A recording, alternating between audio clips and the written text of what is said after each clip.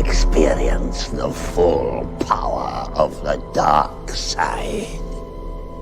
Dark side of the Force is a pathway to many abilities some consider to be unnatural.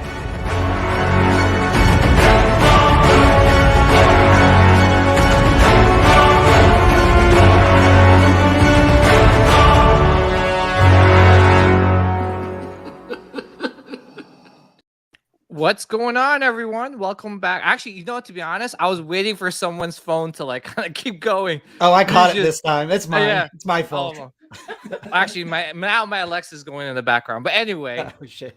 welcome back to another episode of the Sithcast podcast, a Star Wars podcast where we pretty much talk anything and everything Star Wars. I'm your host, PJ the Paradox Nerd, alongside my co-host Sean Solo and Nilda, aka Appetite for Collectibles.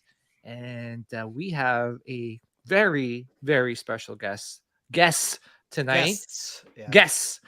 We have TJ and Paul Marino. What's going on, guys? Hello. Thanks for having us. Thank you. Oh, thank you for hopping on the show tonight. We got, you know what? To be honest, I have to say thank you to Nilda for setting this up.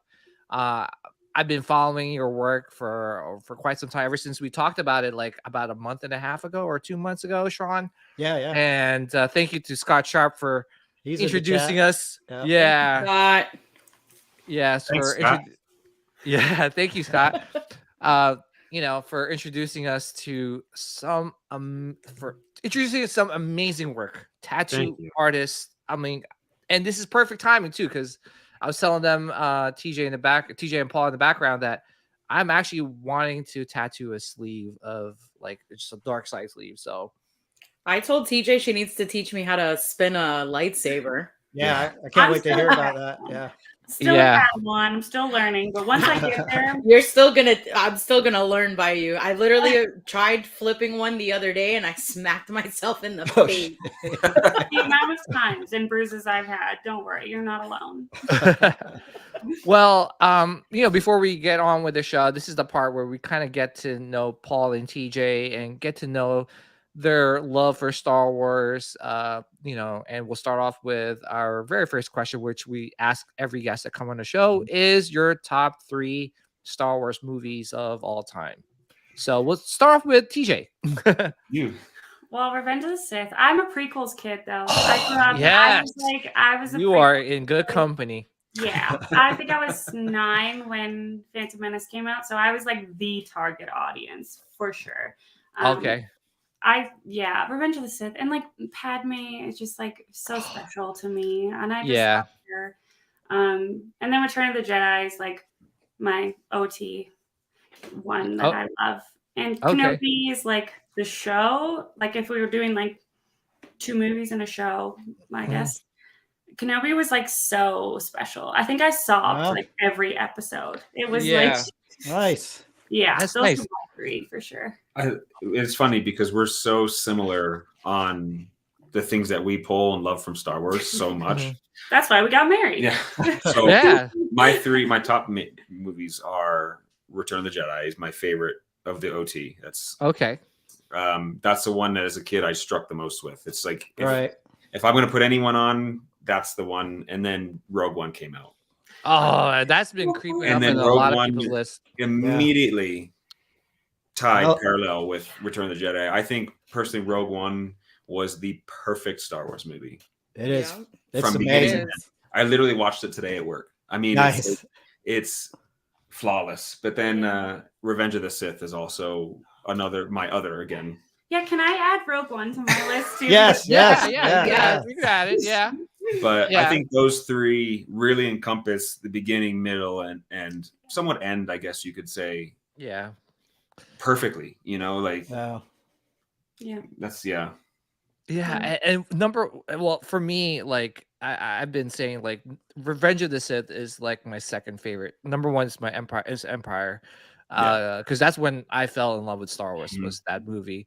But Revenge of the Sith, it's just, to me, I know prequels get like its fair share of hate, but like for me, Revenge of the Sith, like just like was this the icing on the cake. It was the cherry on top. Yeah. And to be honest, just because there's so much emotions in that movie, especially with Anakin and like Kenobi. It was just like you're just like you just felt it like in like the last scene where he's like, "You were my brother, Anakin." Oh yeah. You're like, "Oh man!" Like which like set up everything. You know what I mean? Like it set up the road for the whole movie going forward. You know? Yeah.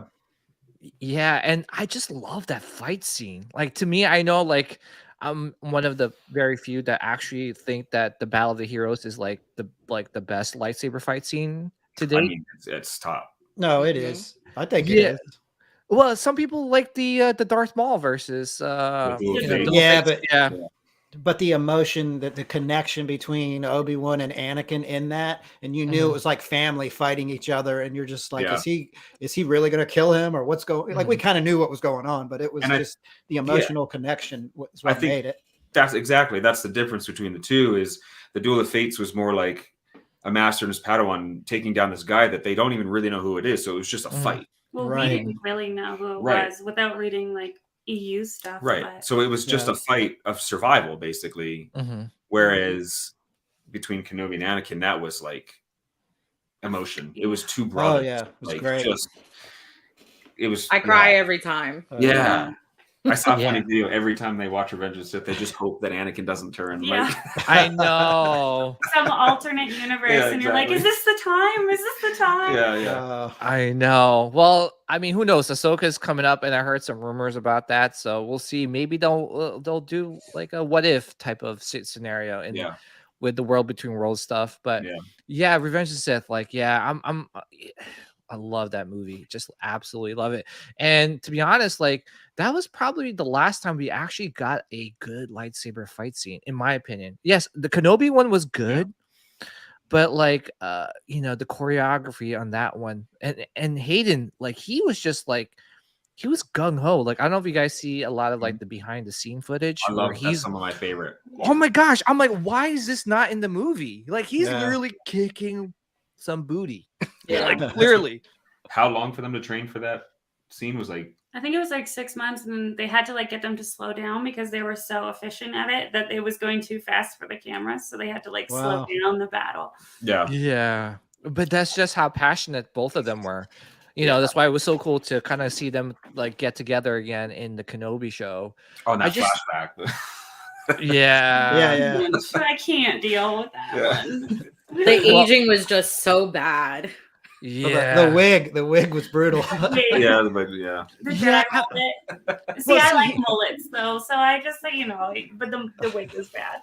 Well, the thing too, that was my only problem with the Kenobi show was that like this is like Anakin and Kenobi, Vader and Kenobi, and like seriously, like they couldn't get the same type of like I don't know money as the Mandalorian, because when you watch the Mandalorian and you watch Kenobi, you're like Mandalorian, especially this past episode, you're like, it felt like a movie. You're like, it was whoa, fantastic. the production value is like high on these like episodes, and you're like, what happened to my boy? Vader, Kenobi. Well, because they filmed Kenobi in the volume, but did they do Mando in the volume as well? Mando, I think Mando's where the volume started. Yeah. Yeah. I'm just thinking if maybe that's the difference. I don't know. Maybe they just didn't have a big budget. Yeah. I mean, because Mando, I think Kenobi was shot on set as well, though, right? Yeah. I think they used more sets on that than volume, but they still use some volume. Yeah. I thought that had one of the highest budgets. Kenobi? Yeah. I think so. Yeah, but it just didn't translate well for some reason. Like you're like this past episode, like when they're like we'll talk about by the way, spoiler talk real quick before we go to spoiler talk later in the episode. But like in the train, like you saw the alien that looked like Dex from like it totally did. But it was like, dude, it looked like it was like a I don't know, like a prop, like. And I don't know. It was just like you're like, whoa, that's really cool. And then, I don't know. But anyways, I'm glad that you guys love Revenge of the Sith. You guys are in with in my book. So At least you didn't say Last Jedi. Well, yeah. He's like, I'll we'll stay just quiet. Yes. All right. So another question. We'll go with TJ. Dark side or light side? Are you a dark Light side? side. Like, All the way light side. like I could Sorry, have answered that man. for you. You know, this is a Sith cast, right? I Just kidding. know. Did you- have you I'm checked kidding. your I'm app, kidding. though? I'm kidding. I'm kidding. I'm kidding. And then Light and then side's this- welcome, of course. Yeah. But- And then I'm also like, I mean, the rebellion is Mhm. it's funny because she's very, very, very Jedi. Everything in her life and everything she pulls from Star Wars is Jedi. And I've always been very rebellion, even as a kid. Like Mhm. X-wings and the fight and the droids and all this stuff was Yeah. the rebellion's my thing. So And I'm like lightsabers and like pretty costumes, you know. Yeah. Well, that's one thing about Star Wars that is so cool. And I think we talked to Mark from the new Novo. The new Novo. And he was saying, it's like, you know, we both agreed that we all agreed actually that Star Wars is such a big universe. Like it's so cool, like with you know, with the fans, like they take little pieces of like the universe and absolutely fall in love with, you know. Mhm. Like I love the Rancor, I love the Dewback, you know, things like that. Like, you know, creatures I love, Me Yeah. too. and on top of you know, a bunch of other things. But it's pretty cool, like we're, you know, how different we are, but we all congregate in the same realm, you know. Yeah. yeah, it's all part of the same thing. We just pull different pieces from it, and that's what's so fun. Because then But we it's can that makes still- it more fun to talk about too. And like, if you love the Sith and I love the Jedi, doesn't mean we can't be friends. It just means we can talk about more stuff. Which I love. Yeah. Yeah. Well, and it's cool too because you know Sean's actually he's a Kenobi guy, even though Darth Maul is his favorite character, but he's a Kenobi guy, and I'm like more like Anakin and you know Vader, and then we always have a debate about like how Kenobi's always like kind of like winning a good majority of the time, Kicking even though I ass. hate to admit, My guy. even though I hate, guy. even though I hate to admit it, but Yeah. you know, yeah, you know, things like that, debates like that, like we just welcome it here, you Yeah. know. I love that. So you know, more questions, and then we'll definitely talk about like, you know, Bad Batch and Mandalorian, Mhm. and we'll talk about a little bit of collectibles later, and then we'll, you know, talk about Paul's work, amazing work, you know. So Thank you. He's like, yeah, whatever. Nah, He's humble to a fault. It's a problem. So we can just, I'll hype him up for him. That's It's a fine. virtue. It's a virtue. Yes. But anyway, collectibles. Do you guys collect anything Star Wars, or is there anything? Yes, I know. You can't be a Star Wars fan without collecting Star Wars, right? You can't be a So- Star Wars fan without being broke, is what you're saying. That is Yeah, absolutely true. it's funny because we both collect a lot. Our whole it's the house we lived in before. We just had like a Star Wars room, Mhm. and now it's the entire It's a house. Star Like Wars it's house. the whole house. Like Yeah. the second you walk in, every room there's something. So, but we've kind of it's funny because we've kind of diverted to like we collect certain things, which is fine because it's one big collection. But like I mean, your collection's more lightsabers. Mhm. Also with her spinning, which we can talk about later. Like Yes. she Yes. has a Yeah. lot of different spinning sabers, and then you're like collectible. You're like your babies. That I don't really touch because yeah. I'm like, I don't want nothing to So happen like to them. saber, I'd say her collection's more like sabers, books. Mhm. And then anything Ventress or Kenobi. Yeah, Or Padme up here, Nice. you know. and I then do- my collection, I went full like sideshow for a while. Mhm. Still am. I still have like Then we three. went I have broke. 3 Hot Toys on the way Yeah. now. Mhm. We have a lot of sideshow around the whole house, but I'd say now mine's more like I try to get my hands on like rare prints or posters and helmets. I'm in a helmet kick right now. Oh, okay. Me Yeah, I and you saw those. both. I Yeah. saw those. Like I'm I either was counting the other day and I'm like, crap, I'm at 10 helmets now. I'm like, I'm starting to really dig the helmets. downstairs we have I might have a picture of it. do you? We have like next to the TV we have 2 full cases, all helmets in there, and now I'm commissioning a good friend of ours. He's making me all the Bad Batch ones. So Oh, nice. Oh, nice. Nice. Nice. I Nice. also love anything creature. I'm the same. that's Like I'm making fractal feather giveaways. Oh my Oh, god. nice. So like Wow. people, so that's for the Star Cruiser. So like you're supposed to do these like little souvenirs. So my creature or my character is like an animal trainer because I love the creatures from Star Wars too. So yeah, I'm doing Nice. like deep lore kind of stuff. Yeah. It's so nerdy.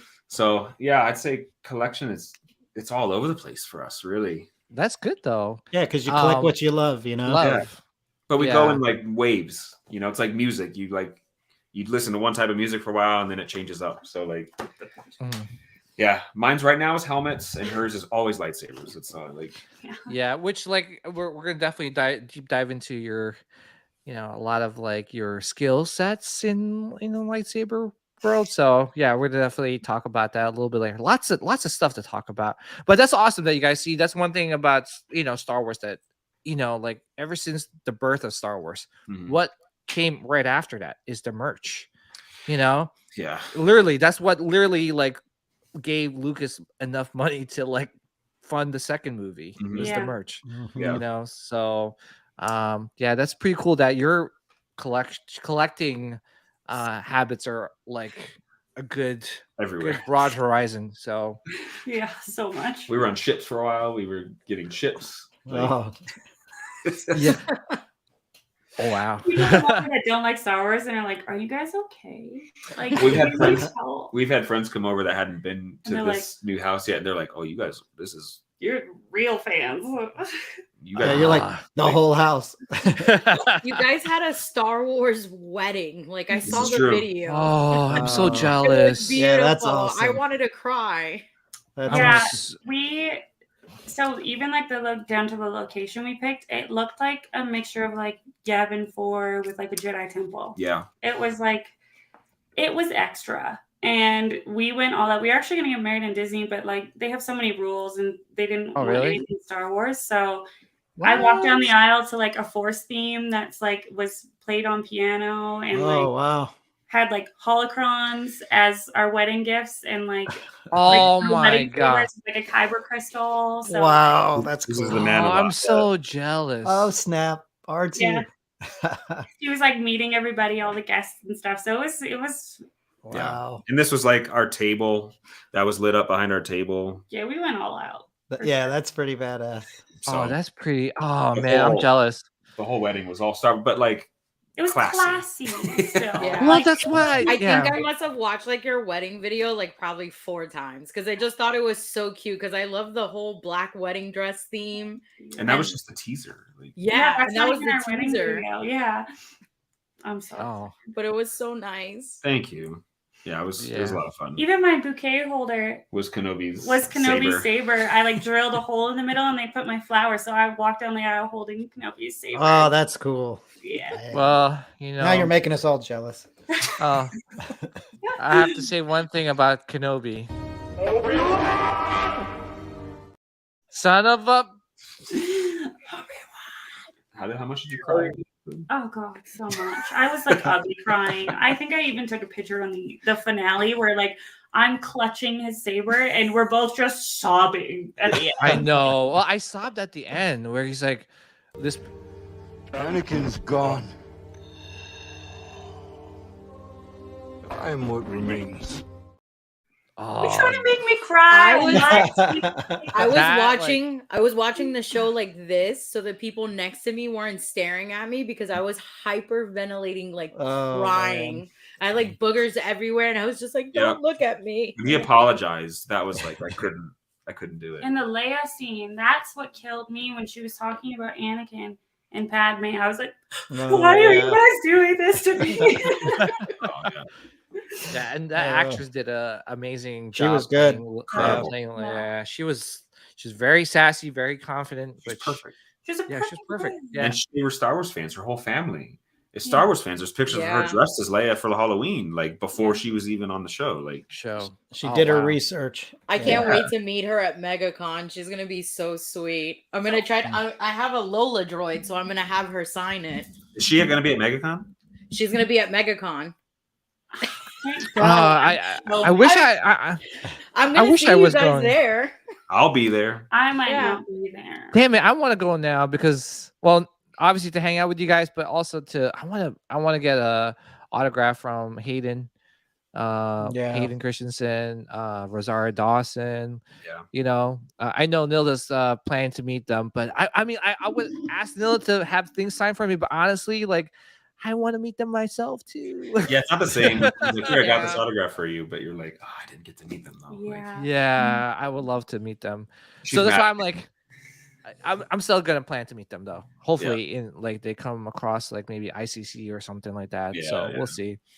All right, cool. That's awesome. So let's kind of like there's a lot. I don't know where to start. I'm like, oh my gosh, there's so many things to talk about. We'll talk about Bad Batch. So obviously, there's too much going on Wednesday. Like I can't watch Mandalorian and Bad Batch in one day just because, especially today, Mando was like almost an hour long. Yes, it was awesome. It was so good. It was good and it was long, and I'm like, is that it? And then you're like, oh, there's more.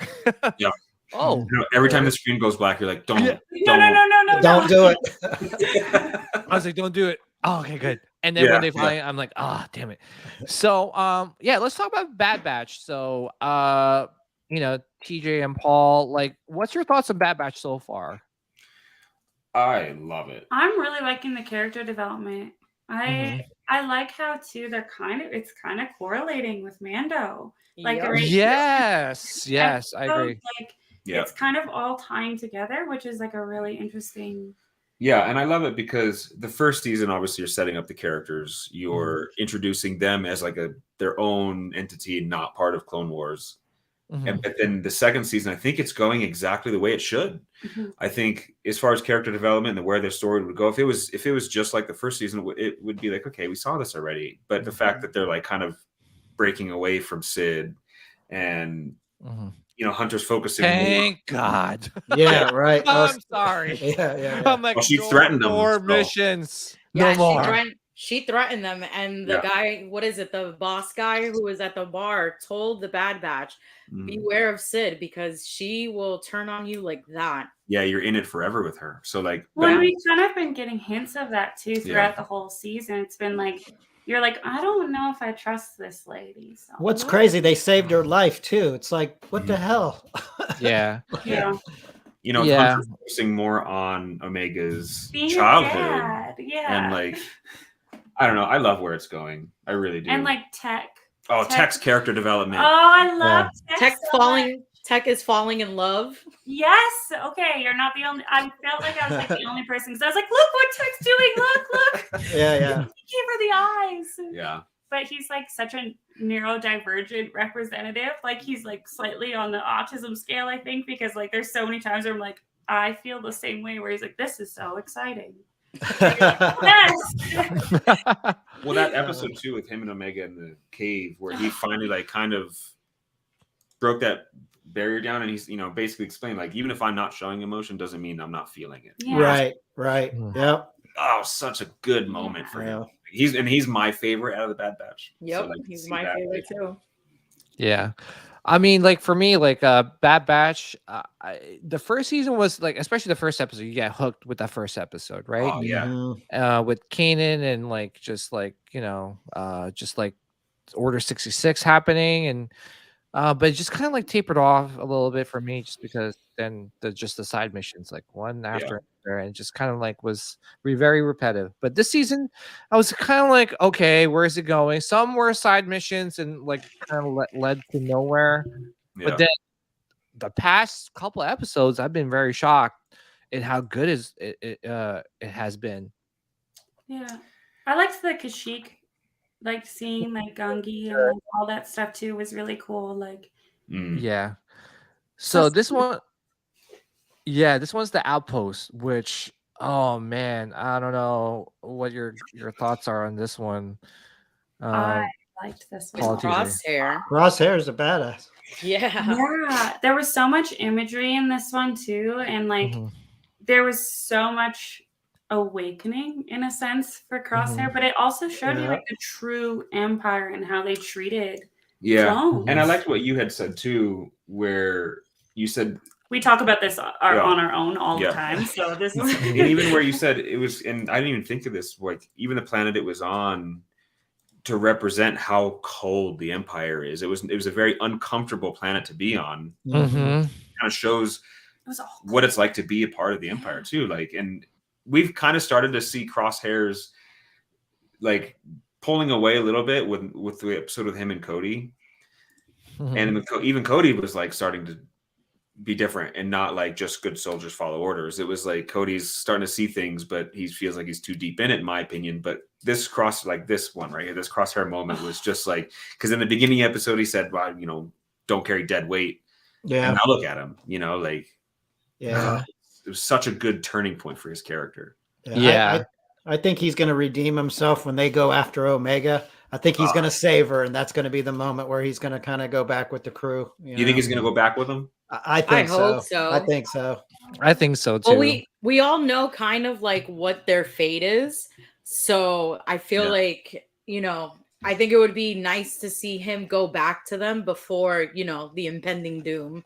Yeah. Well, if you were to rate the last episode, Paul and TJ, what would you rate her out of 10? Like this one or the one that just came out last night?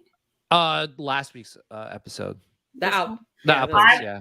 10 out of 10. 10, I loved it. yeah. It was like, Okay. even this is like, he's not wearing his helmet. Was another like imagery thing. It was like, he's finally taking off the helmet so he can see better, and he's starting to see everything a little bit better. Like there was so much subliminal, subtle, emotional things that I was like, this is my Star Wars. And I love Mayday. He was so cool. I wish I actually love Mayday. Yeah. And I felt really bad at the end. I was like, oh, Mayday. But it needed to happen. Oh yeah, he needed that. That was the first connection we've seen that Crosshair had emotionally, and so he had to feel that loss, I think, to actually make that shift, as much as it sucked. But and you have to remember they are all like brothers, so they have like that connection, and to him Mayday was his brother, and they didn't do anything to help him, so they that's didn't when care.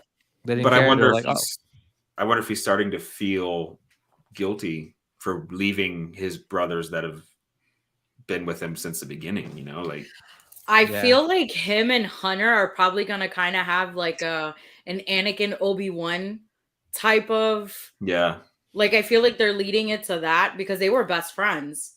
So, and he deceived him. So I feel like that's how they're gonna integrate them back together. I think it's gonna kind of be like that style. Yeah, I would love and probably cry at the same time. I'll cry. Yeah. We can cry together. I know. Cry together. Send a picture just of us all crying. After this episode, I was like, I wasn't gonna get Crosshair's helmet, but now I have to. Yeah. Like, oh, his helmet's bad. Oh, his helmet's pretty bad. There's a helmet company that I follow that as soon as this episode dropped, like the next day, they were like, you know what? We're gonna make a Mayday helmet, and they ended up making it, and they posted it on their story, and they were like, oh, do you think that we should make multiple productions of this? And people were like, yes. Yeah. Nice. Take my money. Just take my money. Yeah. All right, we'll go to Nilda. What's your thoughts on this last episode of I agree with TJ and Paul. It was a 10 for me. It was just because you got to see a different side of Crosshair, and I love seeing the emotion that was just coming out of them.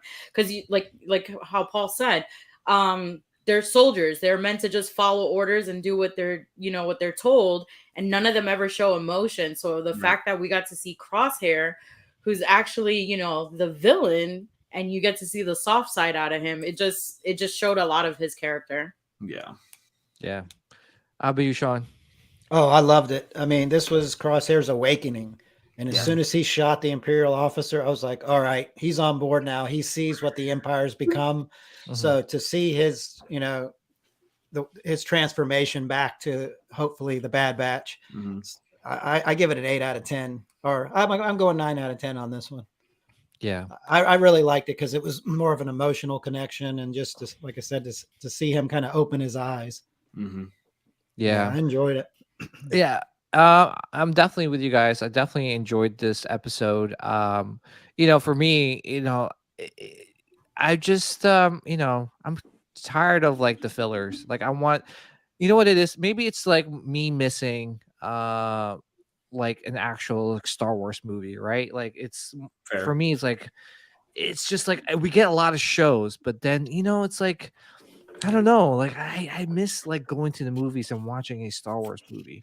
And I don't know, I should get used to it because the last time we had a trilogy before the sequels was like the prequels, and that took about 10, like there was a 10-year gap.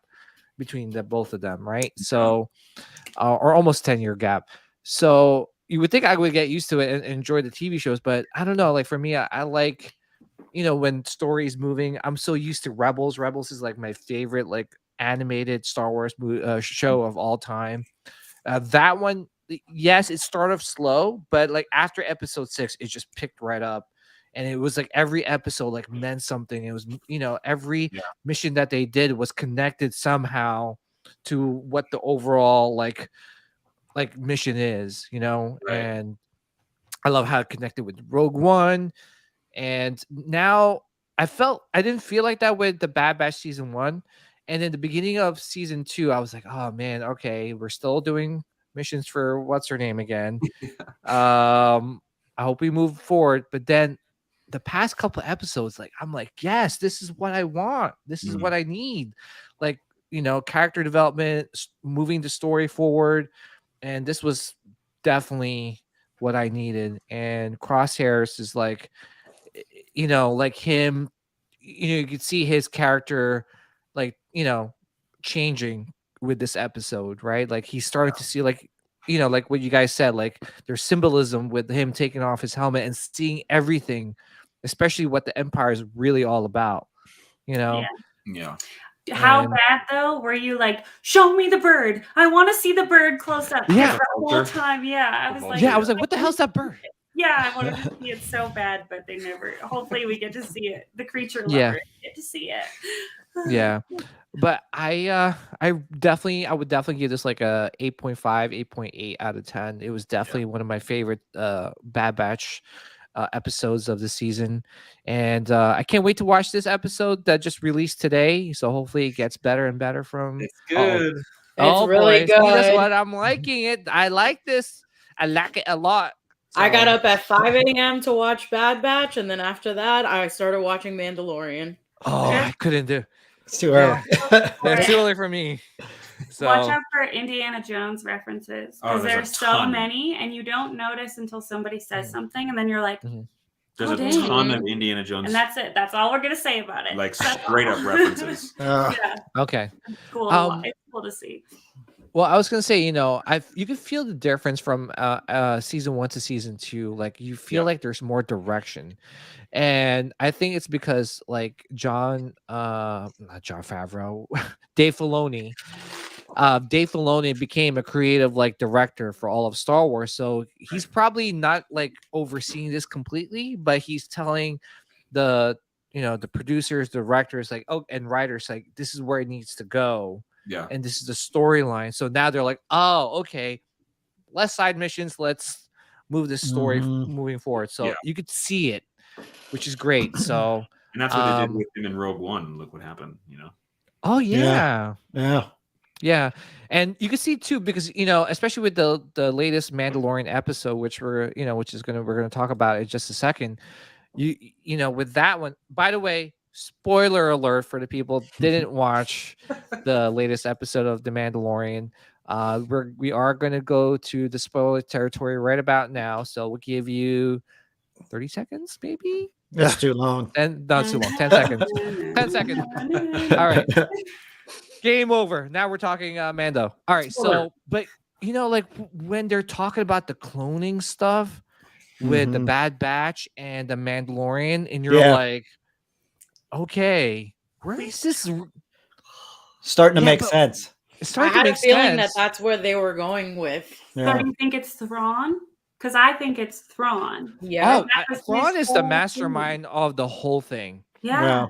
He is the mastermind of with the TIE fighters and stuff. Oh, like all the time scepters, like that's what we were talking about this right before we got on.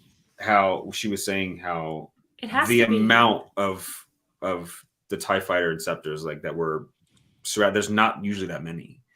So like, this 7th fleet is this like are they setting it up for Thrawn? Because that would be so exciting. I think so too. I think that's why I think Mando's gonna lead into Ahsoka. Like it's gonna connect pretty well.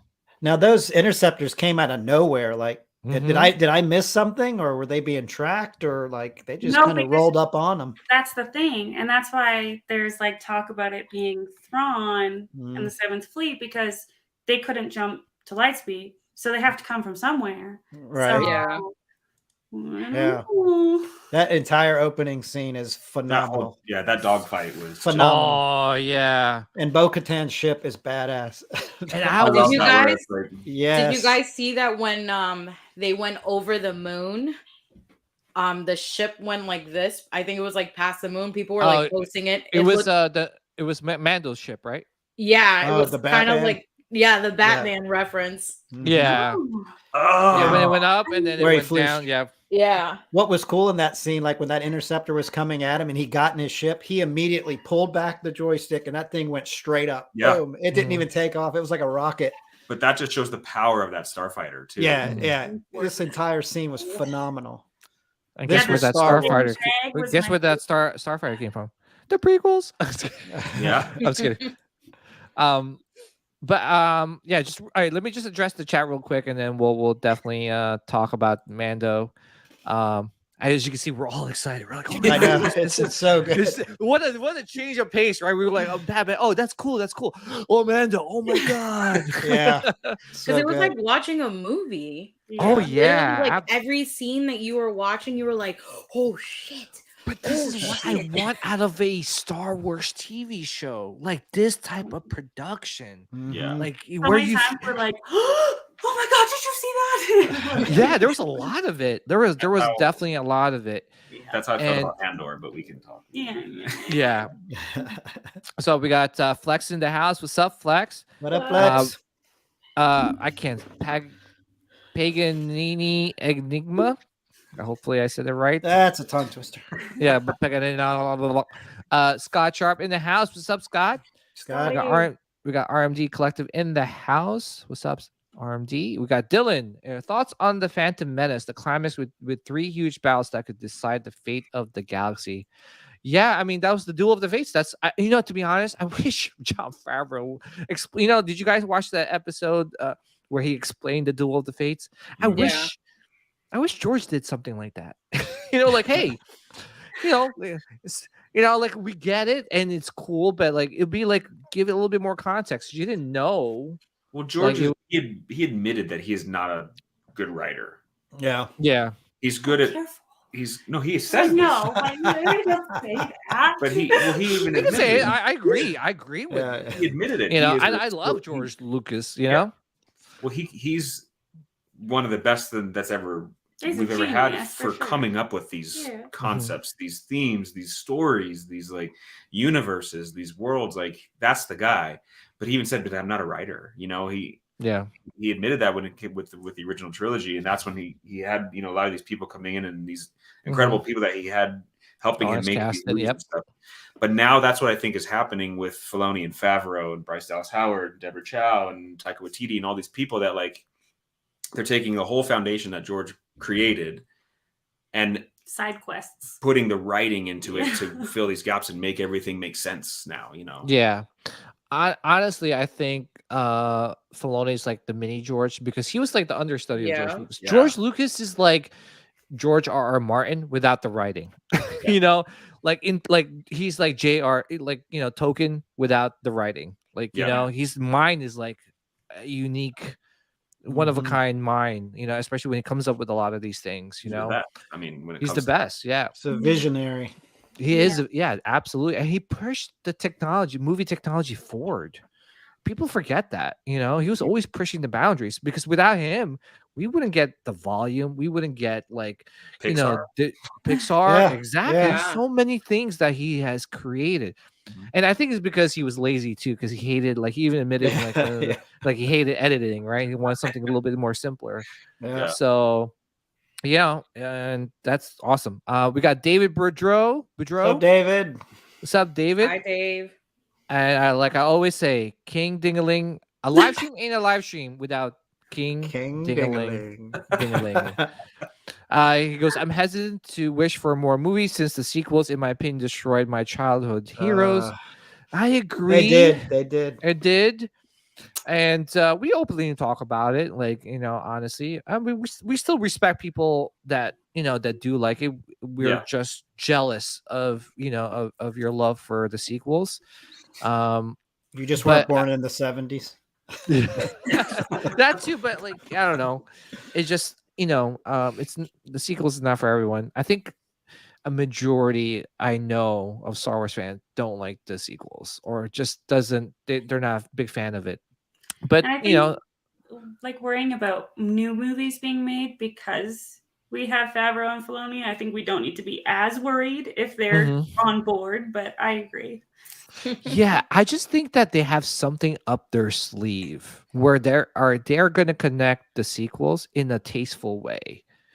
Honestly, the rumor that I've heard that the Luke that we see in The Last Jedi is a clone of Luke. And the real Luke is like somewhere hidden somewhere. I don't know. That's just a rumor, but I don't know. I don't hate that. We'll see. I think that's okay. And I welcome anything new too. Yeah, that sounds actually good. I'm just a little worried if they give Rian Johnson a new trilogy. No, I don't think. I think at this point, I think Disney right now, especially with Bob Iger coming back, I think they're so like scared because look at the merchandise that they sold with Baby Yoda, just Baby Yoda, compared to the sequel trilogy merchandise. I don't see anybody rocking a Kylo Ren or what's Hodo like Admiral Hodo's t-shirt. Yeah. So I just think there's something in the works. I think Jon Favreau is a big enough fan that he wasn't a fan of the sequels. Maybe that's why he brought Luke back to give him like a really cool fight scene. It'll be more clear when Ahsoka comes out, because when we do the World Between Worlds, it's going to be like, okay, which direction are they going to go with the sequels here? And they can do anything.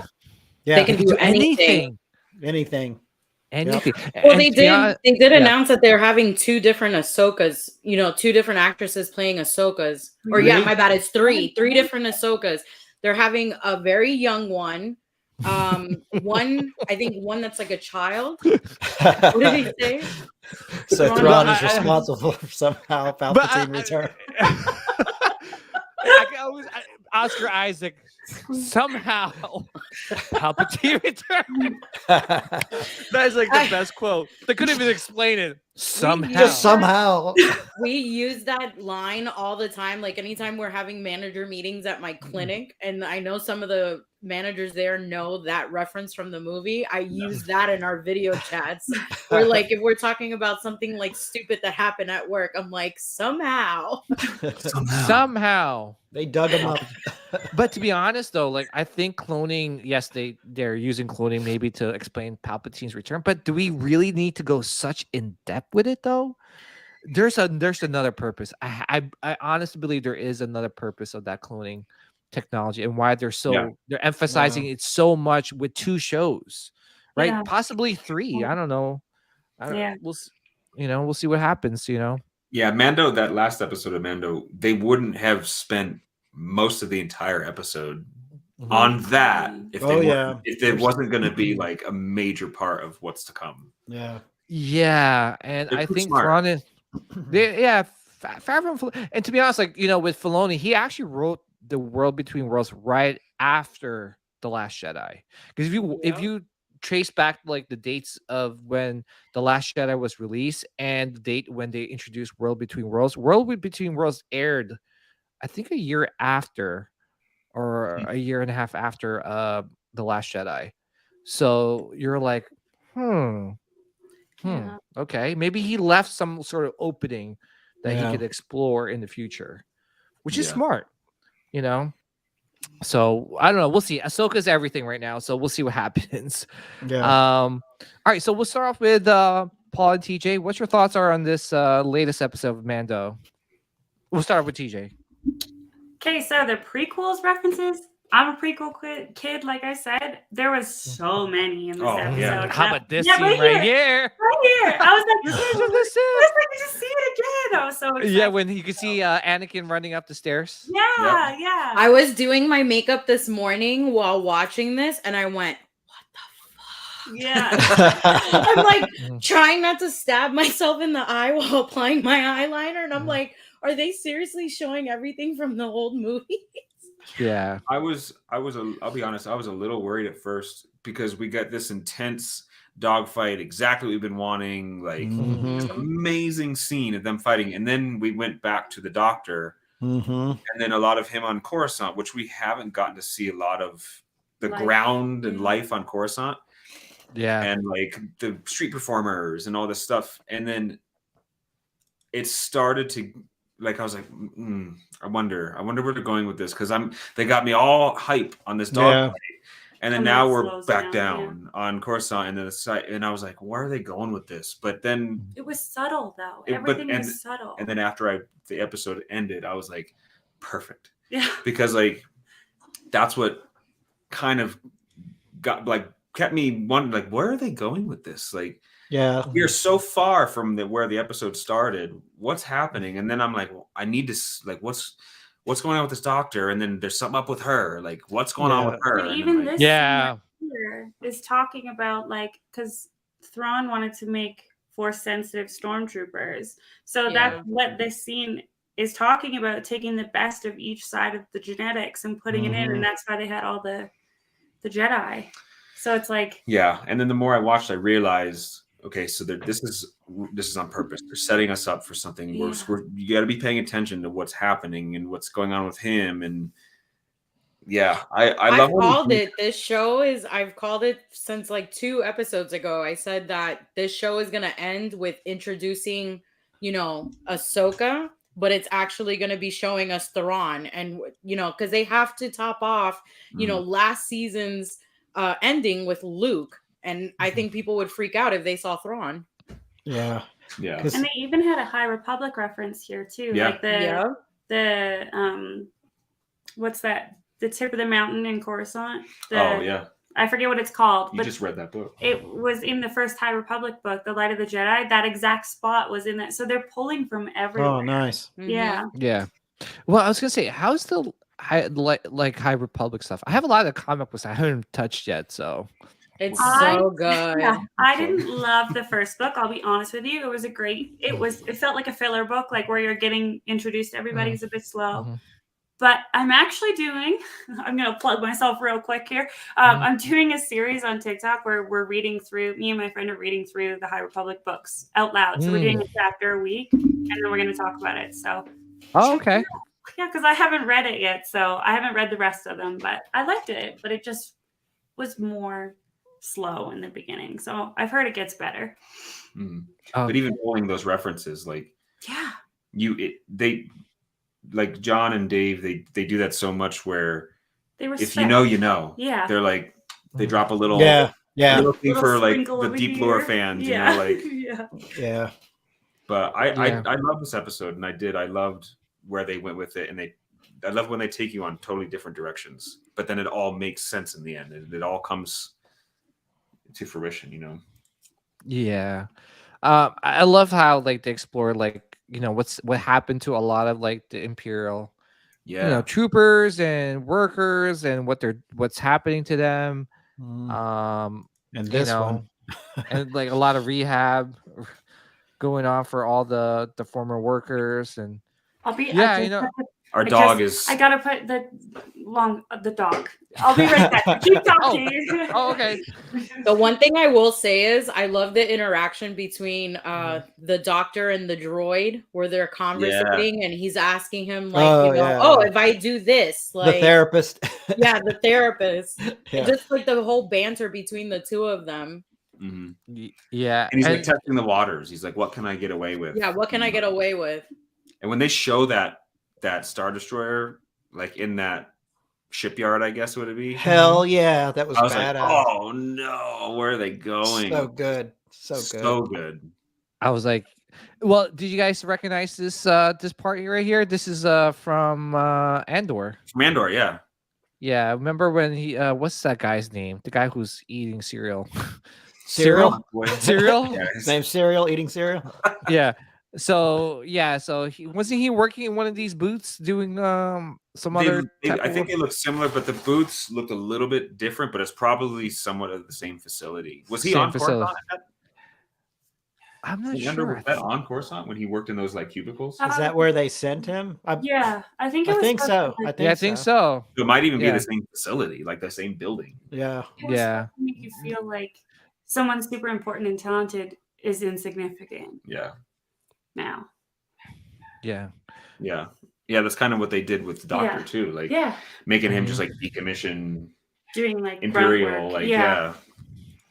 By the way, I mean, how many of you guys thought of Disneyland when they were walking through the streets? You're like, oh yeah, a lot of Disney, even on the train. Main Street Disneyland here.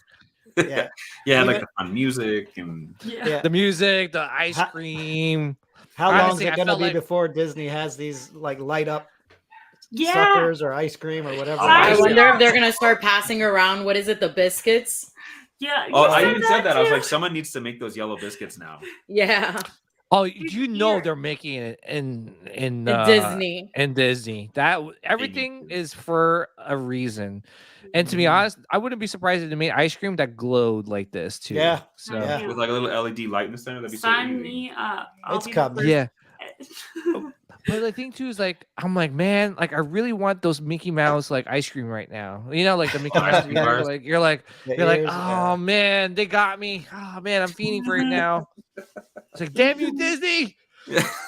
Damn you to hell. No, anyway, so there's a lot of character building and obviously they're really trying to push forward the cloning aspect, and there is still people that are still loyal to the Empire, possibly, you know, especially with this I forgot her name. Snake in the grass. Snake in the grass. I forget. I think it was Elia, because it sounded like a liar to me. Elia. Elia. I don't remember. Not gonna work here anymore. Not gonna work here anymore. Office Space reference right there. Hell yeah. Yeah, not gonna work here. Not gonna work here. I love that movie. But yeah, she was definitely a liar. She honestly, like, that's what I wish Andor was a little bit more like, was a lot of double like agent type of situation, because she really played both sides, because you're like, she's bad. Oh no, maybe she's really good. Oh no, she's bad. You know, I had a feeling something was up when they were inside the Star Destroyer and they started hearing noises, and she was like, "Oh, just continue what you're doing. I'm gonna go take cover and look."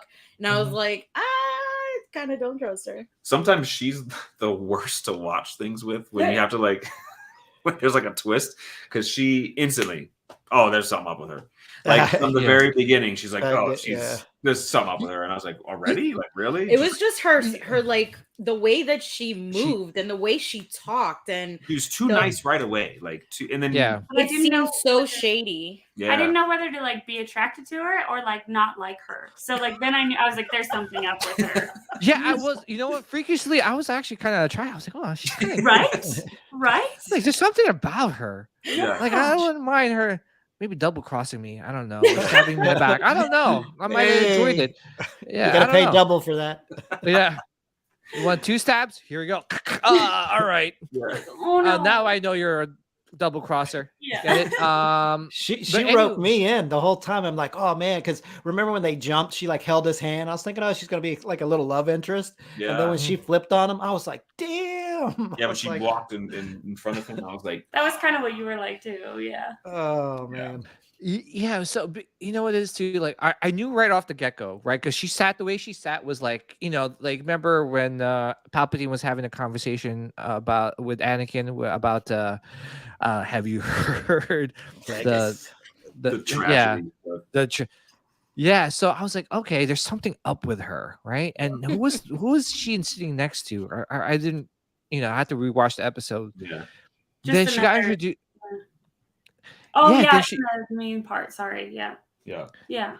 Then she got introduced, and then she was like, "I'm like, I still feel funny about her." And then when she flipped, and she's like, "Oh yeah, I work for the for the New Republic." I'm like, "Oh, okay, maybe she's really a good guy, but she's a really like horrible like good guy." Meaning like she trapped him. She would have trapped me because I was like, I didn't know whether to believe her. Well, you wanted her to be real. I think that's why like I fell into it, because he was, as you know, he's so meek and he's so like guilty and nervous about the whole thing that like you wanted her to be like somebody positive in his life. And that's what I think for me. I was like, I hope she's not screwing him over. I do have to ask everybody, how did you laugh when you heard him say it's a trap? And then the creature just kind of like looked at the screen like, it's a trap. Yeah, it's a trap. You yelled it. I yelled it while we were watching it. I was like, "Did you hear that? It's a trap!" Yeah. Hell yeah. Yeah. So I mean, okay, so this scene too, like, you know, like, all right, well, he's gonna get his mind erased and he's not gonna remember anything. And I was like, okay, but then like she was like, I was like, what a is he dead? Like she fried his brain and he's dead? I think so. He's probably gonna be brain dead if anything. Well, no, they said that they were. Oh yeah, my bad. She raised it. She probably fried his brain. But he's probably like Bodhi. Yeah, that's what I'm thinking. Like Bodhi the pilot in Rogue One. It's the same type of. Well, he gets boogale. Yeah. It's like, that. But like, yeah, I don't know. I'm curious to see if they keep him around or not, because they made such a big episode around him to then just kill him off. But I guess that would play into what she's doing, and I don't know. I'm curious. I'm left. I don't know what they're gonna do with it. I thought by us seeing him, because I was reading online that they were going to be introducing Christopher Lloyd was going to be in the Mandalorian. I thought he was going to be part of, you know, like Dr. Pershing's type of style group, but they never brought it up. Yeah. Yeah. And also I was gonna say, Paul and TJ, what did you guys think about, like, you know, when Bo came to the, you know, I loved it. And we were just talking about this earlier too, like to see her, you know, being part of like the Krees, and like his Creed were like enemies almost, basically. So they welcomed her like no problem. And for her to be, she was such a loner. And then, you know, she lost everything. She lost everything. So then to feel like a part of a family, I think at first in that scene, she felt so like welcomed and loved and stuff. But she also rejects that too. Like she's like you. And when I give you a hug and you're like, ew. She was like, this is not the way. So I think they're making it appear like she's like, I'm part of a family again, but I don't think she's gonna react. I don't think she is too. No. I know they're, you know, I don't think they're well, she's got alternative plans. She kept the mythosaur a secret. Well, she asked him. She was like, "Oh, did you see anything under there? Yeah. Did you see anything alive?" But because she wants to claim the mythosaur for herself. Absolutely. Or does she feel crazy? Which one is it? Does she like, did I just really see what I saw?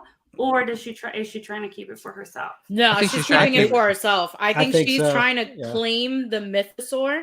And I feel like, I don't know why, something in me feels like she's going to try to get, Grogu to try to like help tame it so then she can actually, claim it for herself. Yeah. You had an interesting point. But go ahead, Paul.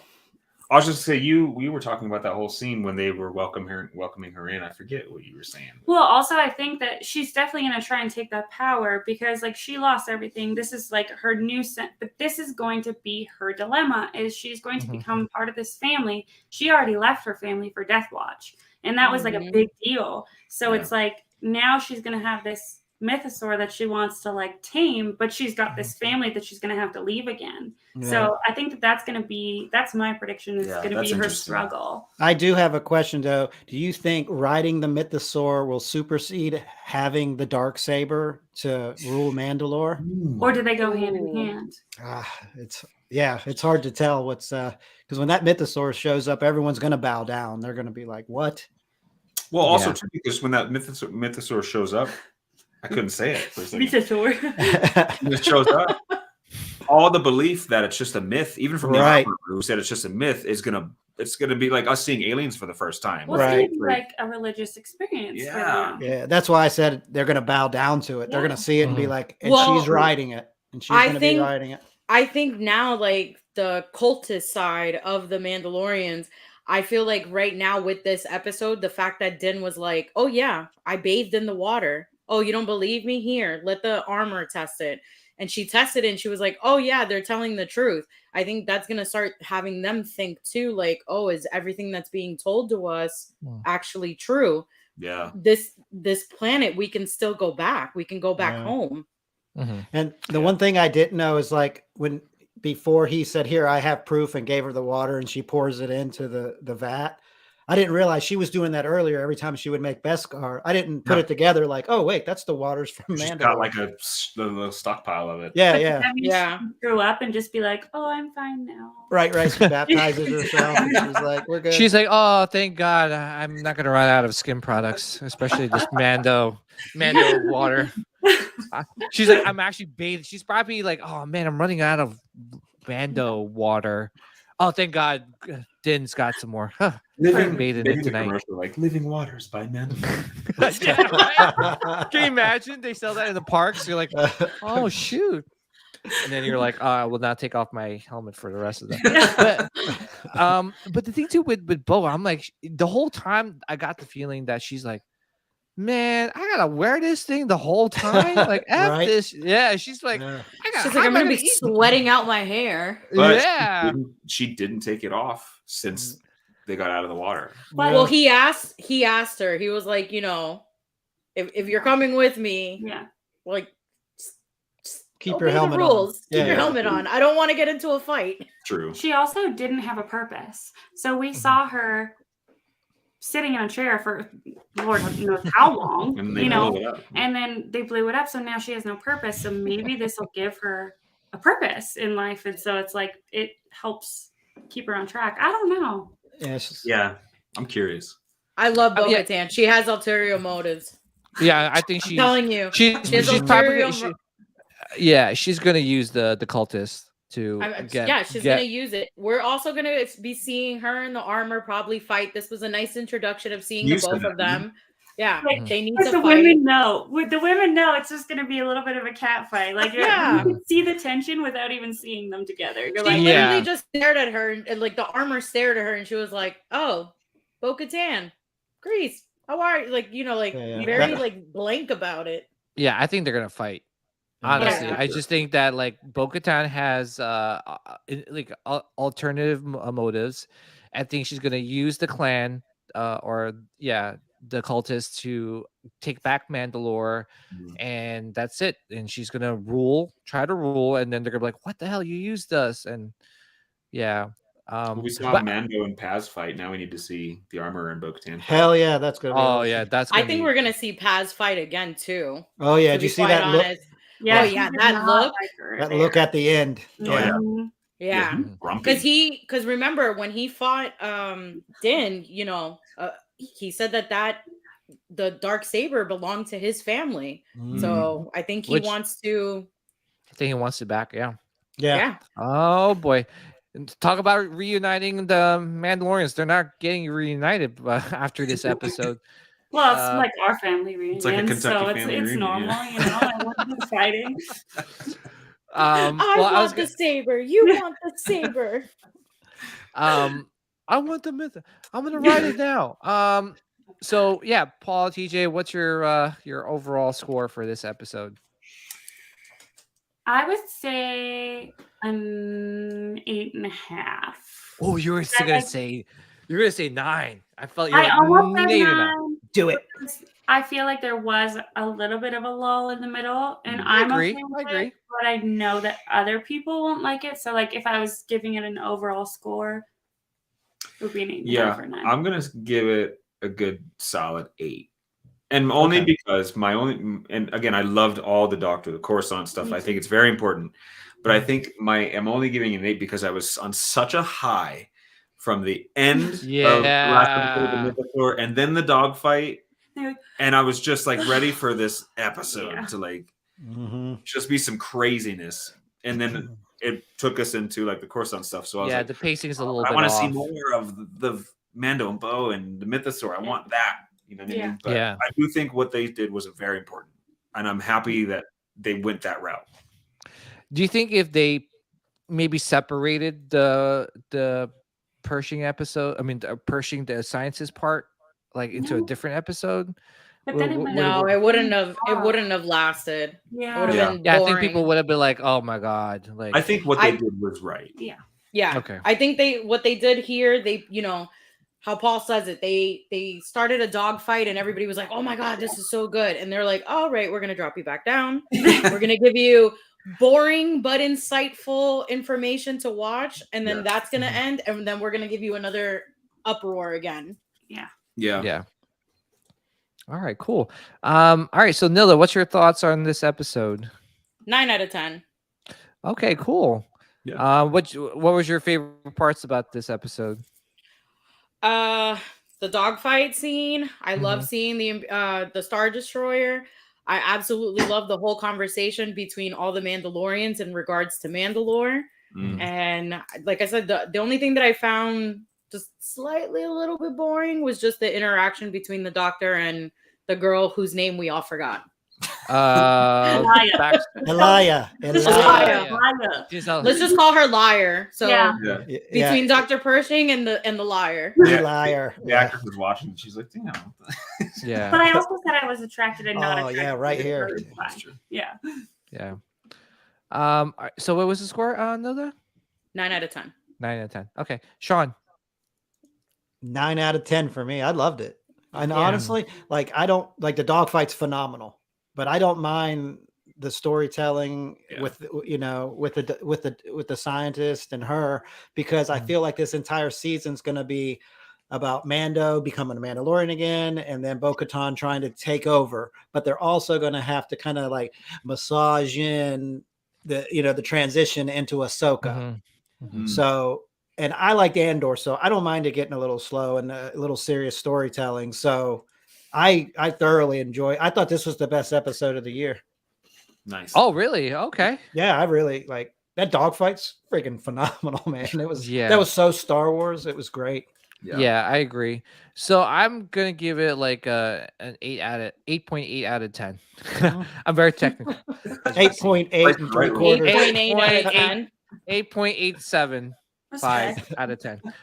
No, but the thing too is that like I agree. I definitely agree with with Paul and TJ about like I love how the dogfight, you're like, oh my gosh, but then it just like it's like sucked the air out of like the balloon. You're like, oh, okay, all right, we're getting serious now. And the pacing's a little bit off, in my opinion. I feel like, I agree. Maybe they were like, well, we don't know how to like add this in, like this like rich story of this of Dr. Pershing. And I get it. They were like kind of, they probably had to choose, and this is what the outcome was, right? I enjoyed the Dr. Pershing like backstory and like the character building with him and the Elia or Liar, whatever you call her, Eli. and it gives a lot of context what's happening like after like the fall of the Empire. What's happening to all these like Imperial officers and stormtroopers, and how they're being rehabilitated. And you kind of see how Coruscant is, and how those people are happy now, and just it's definitely there. It dragged a little bit in the middle. So, but I still definitely enjoyed it. Like, and then it picked right back up, especially when she was using the mind flayer. What was it they were calling the mind flayer? I was like, is this Stranger Things? Like the mind, what's going on here? And by the way, I work in healthcare, so I recognize that contraption that they're using. That's actually, it's called a C-arm. And they use that in the operating room, actually. Yep. I have 2 of those in my offices. Yeah, so they kind of do like procedures in that with that thing. I'm like, wait, that's a C-arm. Like, That's come on, machine. guys. Yeah, so it's just this part. So the CR machine is to look at basically if you're doing like injections like in the spine, the neck, and you get to see it under floral. So we use this a lot in my company when we're doing injections, but I did the same thing as you, PJ. As soon as I saw it, I like took a picture of that scene and I sent it to all of our x-ray techs and MRI techs at my company. And I was like, our CR machines in Star Wars. Our CR machine's canon now. Yeah, now you're So not gonna cool. you're not gonna see it any different at the Our same. CR machine is canon. Yeah, I was you like, should take a picture underneath it and be like, I'm in. I should get somebody to get a General Akbar suit, and then we can all lay there Yes. and pretend like we're in an episode. yeah. By the way, there's a lot of Mon Calamar like walking around. Yeah. I'm like, oh my god. And by the way, did you guys recognize that alien creature that looked like Dex from like episode 2? I'm trying to look for that. I saw him and I thought it looked like Dex too, but Dex speaks English, so or basic, I guess. So it's like I didn't know if that, but Dex was in the Kenobi book too, so there's a bunch of backstory on Dex if you don't know Dex, but yeah, and Dex had like more than 2 arms, right? Like he was like 4. Yeah. Yeah, and I wasn't sure like if this. Oh yeah, I don't know. Like, see how cool that is that alien? Like, see to me that looks like Star Wars. Yeah. You know, like you felt it. Like, damn, this is Star Wars right now. Yeah. To me, this drawing looked like something David Bordeaux would do. Yeah. And the thing too is that like I was like, all right, this is definitely Star Wars. But then I'm like thinking, it's like, what the hell happened to that seaweed captain pirate? I don't know. I think that captain. I was like, did they run out of budget? They're like, well, he's only going to be there for 2 seconds. Let's just put seaweed on him. Yeah. I was like, Moss Pirate, yeah. Yeah. The space pirate. But obviously, I know they were trying to reference like Pirates of the Caribbean, you know, with that pirate. So don't quote me, but the pirates possibly could be on Skeleton Crew. I did hear that. Yeah. Oh, okay. They said that this was because what is it? Within the next couple weeks with Celebration coming out, we are going to get a storyline of Skeleton Crew. They dropped today the announcement that the Acolyte is going to be 8 episodes with an hour long, and they're going to be talking about that, and everything is going to be tying together. But they did say that the pirates from this past episode, they're actually in Skeleton Crew, and they're the ones who are the villains in the show. Yeah. Yep. So they were introducing it to us in Mandalorian.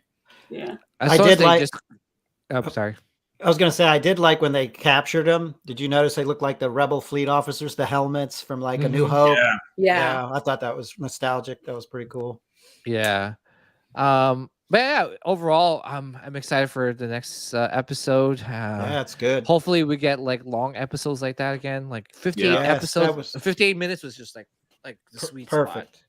And I do love the storytelling. Like I love, and that's because I know you referenced Andor, and Andor was my favorite show that's come out in a while, because I kind of, because I'm a little biased with Rogue One, but like, and we could do a whole episode on Andor, but like we totally could. The amount of just story and dialogue and such pivotal moments in Star Wars in that show.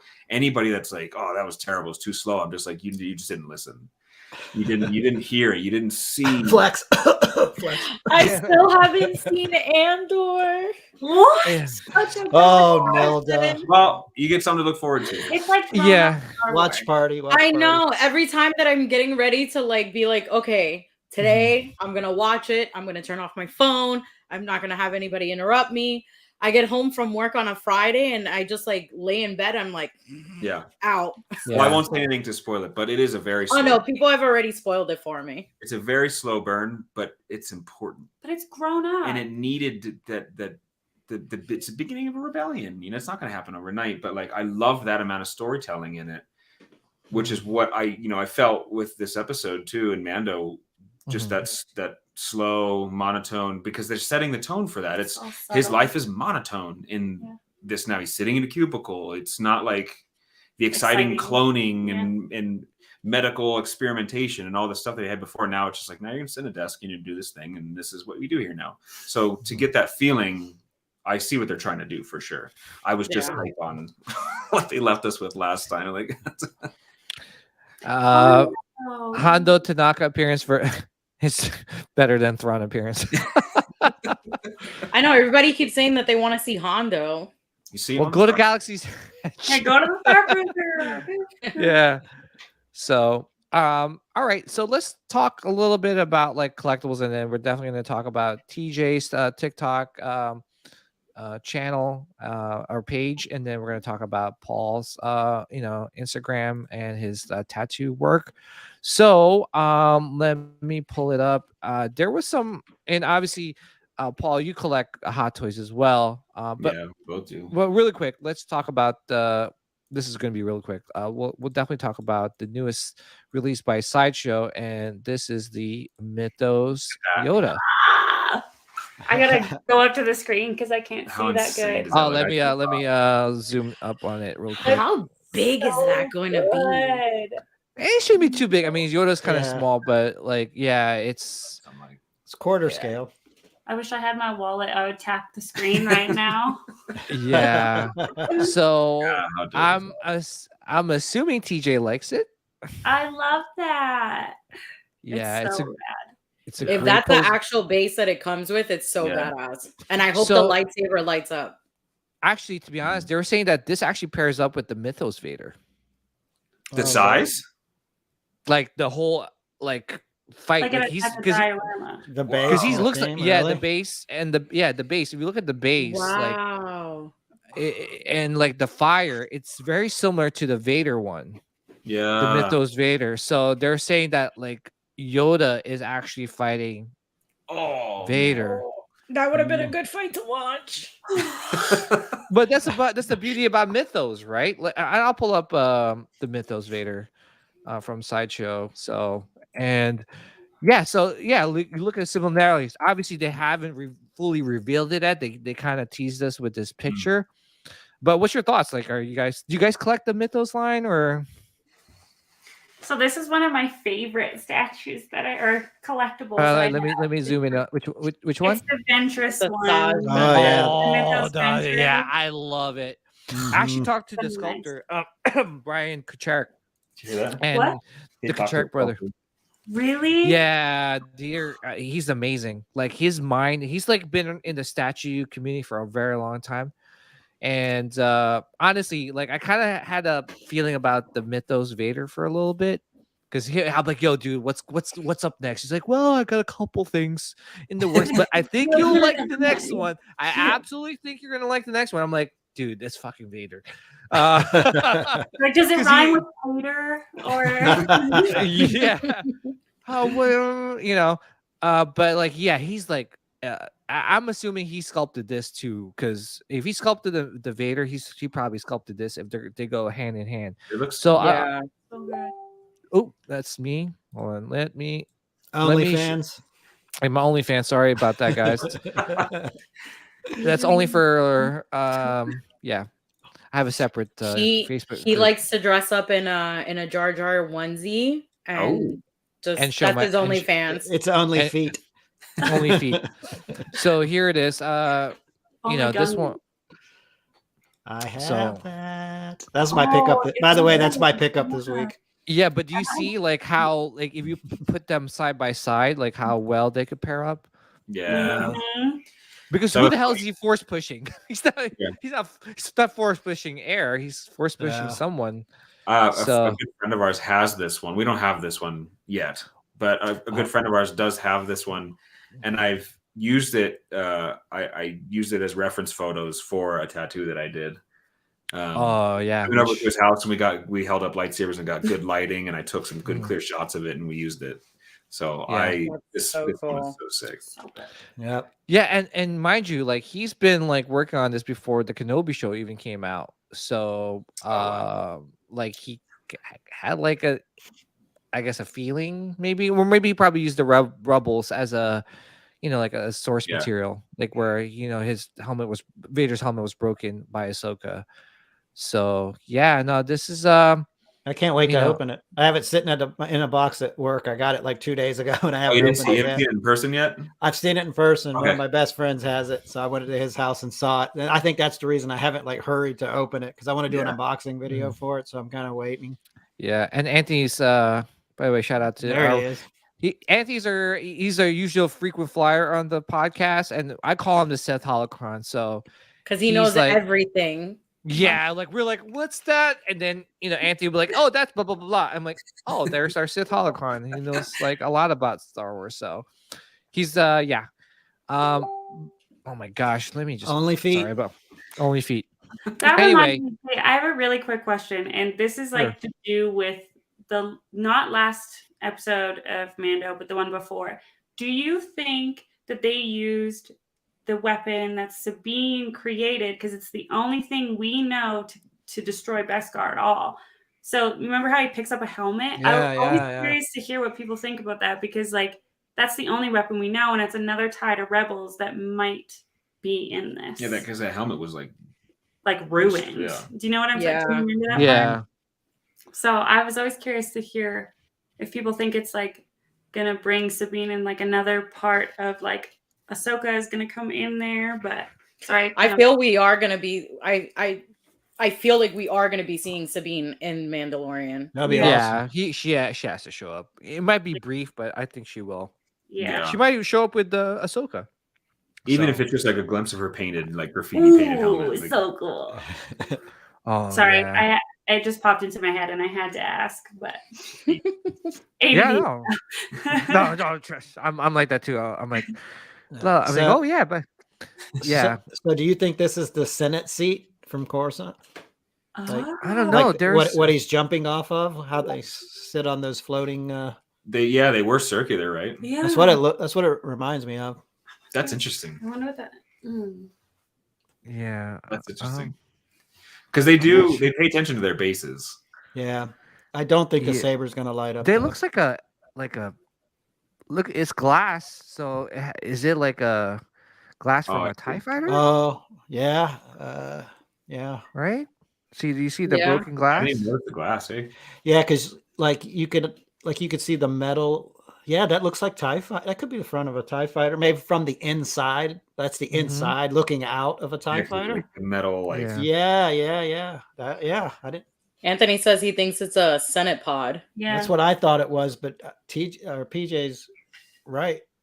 It could be looking out into a the things that make you go Damn you, Sideshow, just show it already.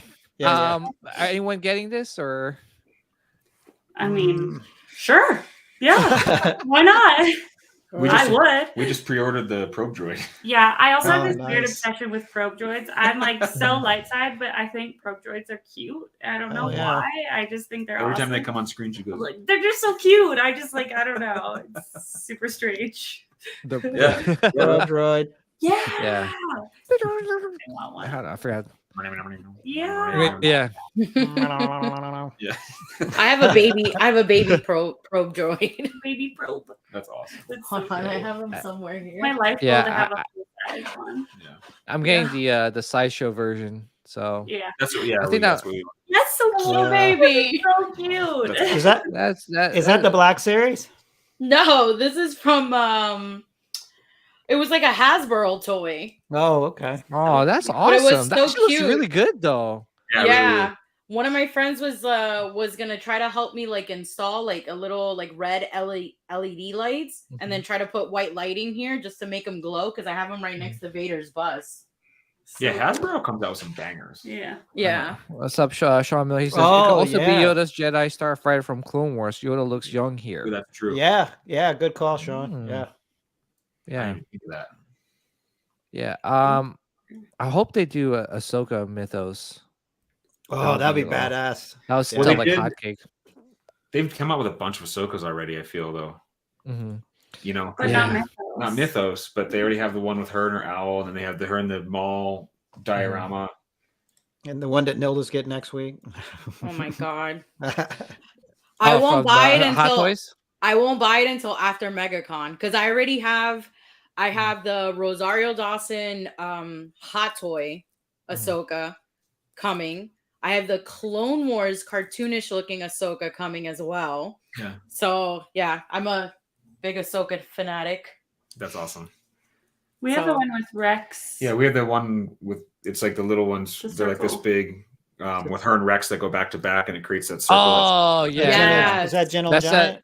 That's Coda Bakia. Oh, Coda Bakia. That's right. Yeah. That's a cool piece. I should nice in person too. I want the one that you have, Sean. I'm just gonna wait until after MegaCon because I know at MegaCon I'm gonna be spending quite a penny.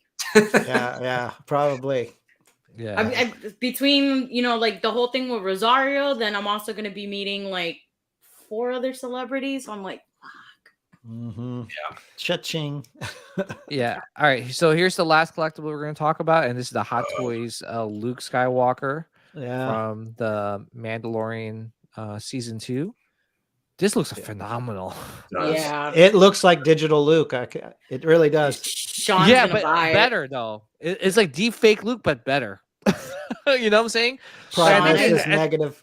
it. Really? Yeah, I'm not gonna What? get.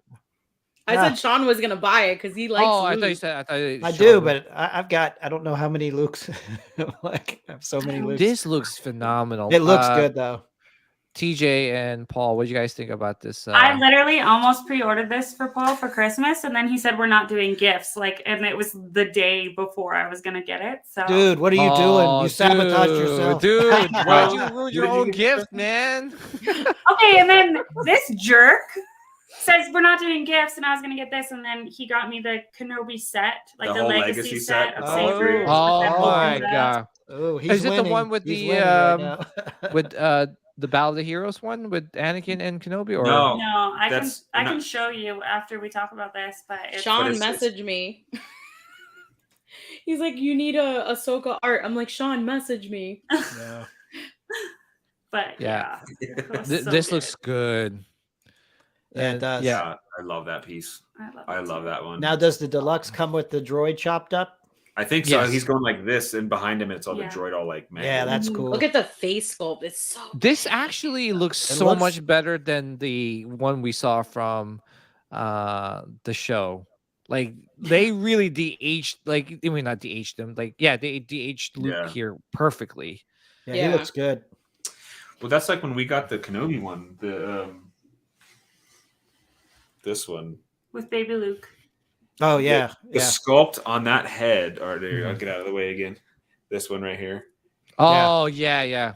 The So good. sculpt on it. We were taking like up close, high res photos for I can use them for reference for tattooing and stuff because it's like Oh, that's awesome. it So was good. insane. Every little beard and every little hair in his beard and everything, just like this Yeah. Luke one. Like That's the same Obi-Wan figure that I had somebody tattoo the face on my arm. yeah, That's good. funny. Yeah, I remember I took the actual toy with me and I was like, Oh, perfect. put this face on this arm.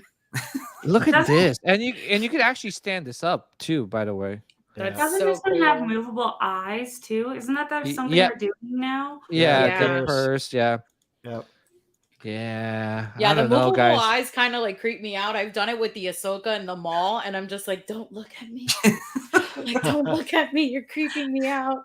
But like, I love the hood Yeah, and the cape. hood. It's just like, it's like, man, this is what It's a you really know, good after, figure. yeah.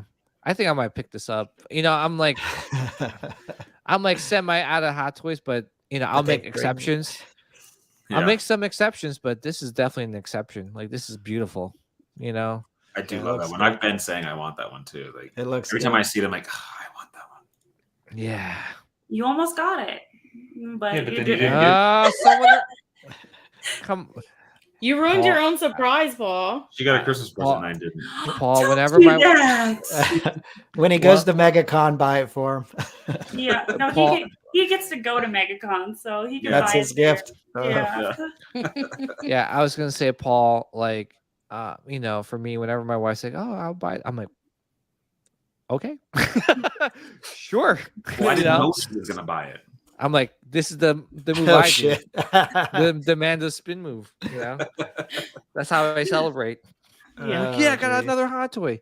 Yeah. So is anybody picking this up, or besides me? I think. Not Eventually, for me. I'll take it. I'll take. I all probably of it. will eventually. Yeah, you won this one. If I was still I've- collecting hot toys, yes, but I'm not, so I pass. Breaking my heart. No, I know. Come on, Sean. Come on, it's Luke, man. You can make an exception for him. I have so many Luke Skywalker hot toys. I'm like, Honest. 1, 2, 3, 4, 5. Yeah. It's Luke, man. You can never have enough. Luke Sky. That is true. I'll probably get it when I'm done with my helmet kick. Yeah. Which will be never. So he'll get it when he's still. You need a. Do you have a Death Trooper? You have a Death Trooper? I won't. Well, so you're not done. No, you're nowhere close to done. no. Yeah. I know the new Novos is the new Novo is gonna get is gonna come out with a Death Trooper specialist. So with the light. Yeah. I'm jumping on it as soon as it comes out. Yeah, Well, me then too. Black Series just dropped the Scout Trooper helmet for what they're doing. Like, so we also talked about doing a full build for skiing and snowboarding with Scout Trooper helmet. Oh shit! Oh my gosh! Yes. Oh. Instead of wearing like an actual like helmet, like we do flip wear the face helmets, up. we'll put the Scout Trooper helmet and kind of work it so it's still protective. But that's the best one that you can use that you could there's actually already see out goggles, of. but we're gonna build a full Scout Trooper suit and go To ski, snowboarding. in yeah, it. and Oh my god, dude! You You're gotta gonna turn film so it. many. You gotta film it. Yeah, you're gonna turn so many heads, man. We're Oh, inspired man. by Mike. Yeah, Mike. Mike at Hondo Supply. I don't know if you've ever seen his stuff. He's Yeah. awesome, but he does some of the coolest like Star Wars stuff. Makes like ID cards for people for Star Cruiser and all this stuff. But him and his friend, they do snow troopers, and they go snowboarding him, and they actually have photos of them snowboarding him, and they look insane. Oh, dude, Oh, that's wow. awesome. So this is like some of the stuff he makes, like ID cards. Oh my god, That's nice. That's so awesome, And then there's I want one, dude. I want one. Holy and then there's jeez. like he did 2 of them for us because he did like that was our High Republic one, and then this was like just the dude. Jedi. Yeah, those are cool. Oh, you He got customizes like all of this part. And Yeah. Yeah, I definitely Nice. want one. I want to get something like that and put my driver's license, and then when the cop pulls me over, be like, pull that out, and he'd be like, "Oh, you're a Star Wars fan, you're out of here." And then just start being like, You could won't go give me a move ticket. along. or move you're a Star Wars along. fan. He I'm does a Star Trek fan. Here's a ticket. That's good.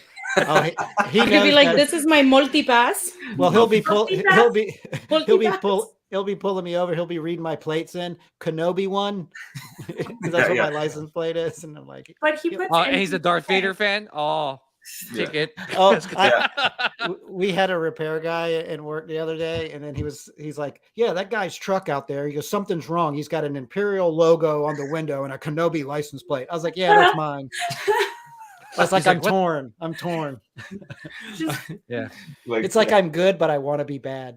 Yeah. I don't know. I know what I need to Just do. just go over to the dark side already. But it's cool because now he puts NPC tags in them. So if you go to like a con or something and somebody wants your information and you want to switch information, you just tap your ID card and it's this, and it brings up your website. So What? That's cool, man. Yeah. I Cool. need it. I need it in my life. Yeah. Oh, Yeah. my He God. does some cool stuff. but he did long, so we're Yeah, we're he did- long-winded, I'm sorry, but he did a whole The ski snow- trip with like 501st members, and they dressed up like snow troopers. It was so awesome. It was so good. Oh, I don't know how they could see in those though. Yeah, they're eye like holes this big.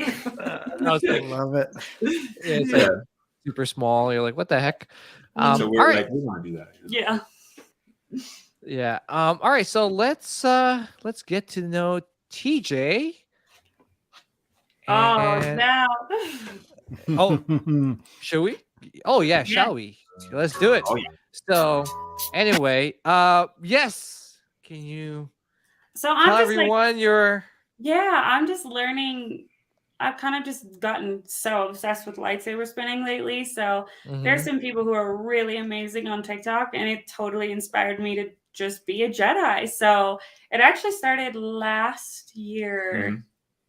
Last September when we went to Galaxy's Edge, we just started spinning lightsabers, and it just became an obsession. And I have a few people that's like taken me under their wing and taught me a few things. So it's just taken a lot of practice though. But yeah. Wow, you're doing amazing. Like seriously. I know TJ posted a video of like her spinning one, and it like whacked her. Oh shit! Like it whacked you like in the back. there's a few blooper videos. I'm trying to learn how to dual wield so I can do, because I'm actually wanting to build the Mythos Ventress cosplay. So I really want to learn how to like do it right. You're doing amazing. Holy Thank you jeez. so much. I can't even like do one spin. Let alone like this type of movement. Like, I mean, how long have you been practicing? Like this, I mean, it looks like you've been doing this for a while. Not as much as I'd like, because with all these cosplay builds, with like going to the Star Cruiser and stuff, I haven't got to practice as much as I'd like to. But once you get going, you start to just like link stuff together, and it's just getting that flow together. So this is actually like our announcement for doing the TikTok lives that we're going to be doing once a week. So me and my friend Jeff are doing that, who is also a massive Star Wars book nerd. So nice. That's a great idea too. Yeah. Especially like when people have like a long drive to work and they need like an audiobook, or even like someone like to talk about the chapter. That's pretty cool. Yeah, it just makes people feel like a part of the community. And I've met so many amazing people on TikTok. It's been like we're creating this like little lightsaber community that's super supportive and super nice and really not toxic. So it's been awesome. I've really enjoyed it. So wow, do you like saber? Do you clear the living room out before you start swinging? So when we moved, one of the main things was that we needed a large, high-ceiling space to spin lightsabers in our house. So we literally looked for a lightsaber house. So hey, that's prerequisite when you move. You're like, Oh all right, my do I God, have an that's extra awesome. room? Do I have an extra collection room? Yeah. I wonder, did you say that to the real estate agent? Like, hey, I need a living room with high voltage ceilings because I'm going to be spinning some lightsabers and I don't want to be breaking shit. Yeah, and we already get that's my Ventress cosplay, but I haven't done the costume yet. But we already get kind of judged first looks a lot of the time when we don't speak, and then people realize we're really nice because we're both pretty tattooed. But then I'm like, and then I'm going to spin lightsabers, and they look at us like, okay. It's funny because the entryway in our house, like people typically would put like a dining room there and things like that, and it's just gym flooring, and we raised up the chandelier that's there, so she doesn't smack it, and it's a lightsaber spinning area. Yeah, the amount of lightsabers is ridiculous. Oh, that's awesome. Which is your favorite lightsaber? Right now, it's no, it's probably downstairs where you spin. It's honestly the simpler hilts are the best for spinning. It's been like the other ones look cool, but they just ruin your hands. So I don't even know. There's lightsabers literally in every room right now in our house. So oh my gosh, that's awesome. Especially for me, like when you're the white one, it just sticks out so much because it's nice and bright and it just looks so cool. Like, oh my God. And like Grey Jedi vibes are definitely my more towards my character. So it's just, I guess, not my character, me as a person, my avatar. But yeah, I do either, like my lightsaber is either blue or white, unless I'm being dark side, then it's obviously red. But by the way, I love the handle. Drop it like it's Hoth. Like, literally, that's great. Freaking amazing. Yeah, he did that. He came up. That's his. TJ, you gotta make some shirts, man. It's like that's awesome. We were just talking about her doing merch for like the stuff. It's so unique. It's so unique. Yeah, thank you. I wish I thought of it, but anyway, that's awesome. So how long have you did you teach yourself or did you there's been like tutorials on YouTube. But mostly, so there's a guy named Amin Fate who is on here, and he basically has been my little master, my Jedi master, I guess. I did a couple of podcasts with him, and he has taught me a few things, and he's absolutely insane. Like my stuff looks Disney amateur compared to his stuff. Like he is the real thing. Yeah, so it's insane what he does. Yeah, it's just getting that dexterity for me because I'm super long and lanky and awkward. So fixing my hands to work the way that they're supposed to doesn't always happen. But no, I can't tell because you're doing all I gotta say is that I wouldn't want to mess with you. Thank you. It's really fun. And Paul, does she ever challenge you to a duel though? Do you get involved in the TikToks? She would beat me. I mess around a little bit with it. I have 2 or 3 simple moves in my repertoire, but lightsabers is really her. She's just taken off with it and just gone nuts with it. That's awesome. Yeah, there's been a few sassy ones, and I try honestly, I try and keep everything really respectful, and that's kind of been all my fail. It's fail. But I've just been trying to make a channel where if Disney looks at it, it's not too provocative. There's not a lot of swearing. Like it's something that they could be proud of and super positive. I'm trying to like make this positive, that's good though. acceptive community. I don't know. It's and which is great. Honestly, that's what we're trying to do as well. Like, Sean always says we're Star Wars family. So literally we're all cut from the same cloth. So we love Star Wars. Yeah. So well, and I love seeing girls and women get into Star Wars. So I get so excited. Like if they want to do their OnlyFans, I'm still there cheering them on. I'm like, yeah, girl, shake your imperial boobies. But like, it doesn't bother me. Thank you, TJ. Thank you. Please follow me. No, I was kidding. I'm kidding. Shake your Jar Jar boobies. Yeah. But, like, it's like I try to still be respectful, but. I don't want to go into it. That's okay. I took it on a turn. It took a wrong turn. I could say, never mind. I'll say it being in behind the scenes or something. But this is awesome. That's awesome. And to me, like I said, like I'm all about like women like being into Star Wars. We need more, honestly. Yeah. That's why we love having our Sith Queen here. We need more. So we welcome it, So because to be honest, like growing up in the 80s and 90s, like majority of the Star Wars fans were mostly men, guys. Yeah. So to see more women getting into it, I welcome it. Like we welcome it. Like, come on in. The door's wide open. People like you, because there is a lot of dudes who are not the same, and they will get an ego, and they will get kind of mean or. That's weird though, because most guys are like, "You're in the Star Wars. That's awesome!" Like, I couldn't see any other reaction but happy. I don't get it. Oh no, there's some on there that's pretty messed up shit. And I've only had that. I've only have had that happen to me. Sorry, probably like twice on YouTube and a couple times on TikTok where I've had like people say some pretty messed up stuff, and it's been dudes who actually say it.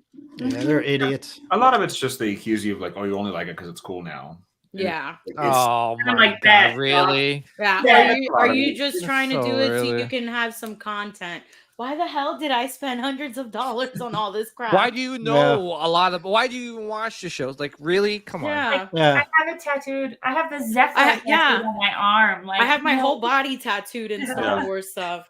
Just because it's cool, just for the subs. No. Yeah. I got a lightsaber tattooed on my finger, and I work at a professional doctor's office, and I don't even care. Yeah. Yeah. Yeah, that's unfortunate, but it's very few and far between. It's majority support. Yeah, I'll have to say that. Yeah. Everyone's been very accepting and very awesome, and I found like my family on TikTok. Like it's like this little nerdy weird family. Well, it's cool because we have you have your family on TikTok, and then we have our Instagram. Star Wars family outside of TikTok too. So like Sarah and Adam and all them like it's just like our Mosh Isley. Yeah, our Mosh Isley family. You know, like it's Star Wars is just awesome. I don't know. It's our whole life. So yeah, and it's even great. Like too, like when I went to Celebration last year. Like honestly, I was just going there. Like, we're gonna meet up with a couple people, and that's it. I'm gonna just go to the panels, get my merch, do all these things. Honestly, I barely did any of that. Most of the time, I was just hanging out with like people and just talking to them about Star Wars. Like we'll be in front of booths for like 30, 40 minutes or even longer, just like chilling and talking Star Wars. You're like, David Boudreau, like and Scott Barry and. Some of these guys, other guys too, and I'm gonna meet Sean and Nilda at ICCC. I can't wait to hang out with these dudes because basically, Star Wars is just it's an excuse for us to hang out. It's just like it's there. We have something in common. It's a great thing to have in common, and I don't know. It's just us. It's just family. Nerding out, exactly. Because that they're just as nerdy as you, and you can say the nerdiest things, and no one will judge you. Yes. I don't know. It's just it's like a very unique feeling, especially. That's what happened with me and Sean. When me and Sean first met at ICC, I think we were nerding out for like a good solid hour, and then we just like looked and we're like, "Oh crap." Me, him, Anthony are the only ones on the table still talking.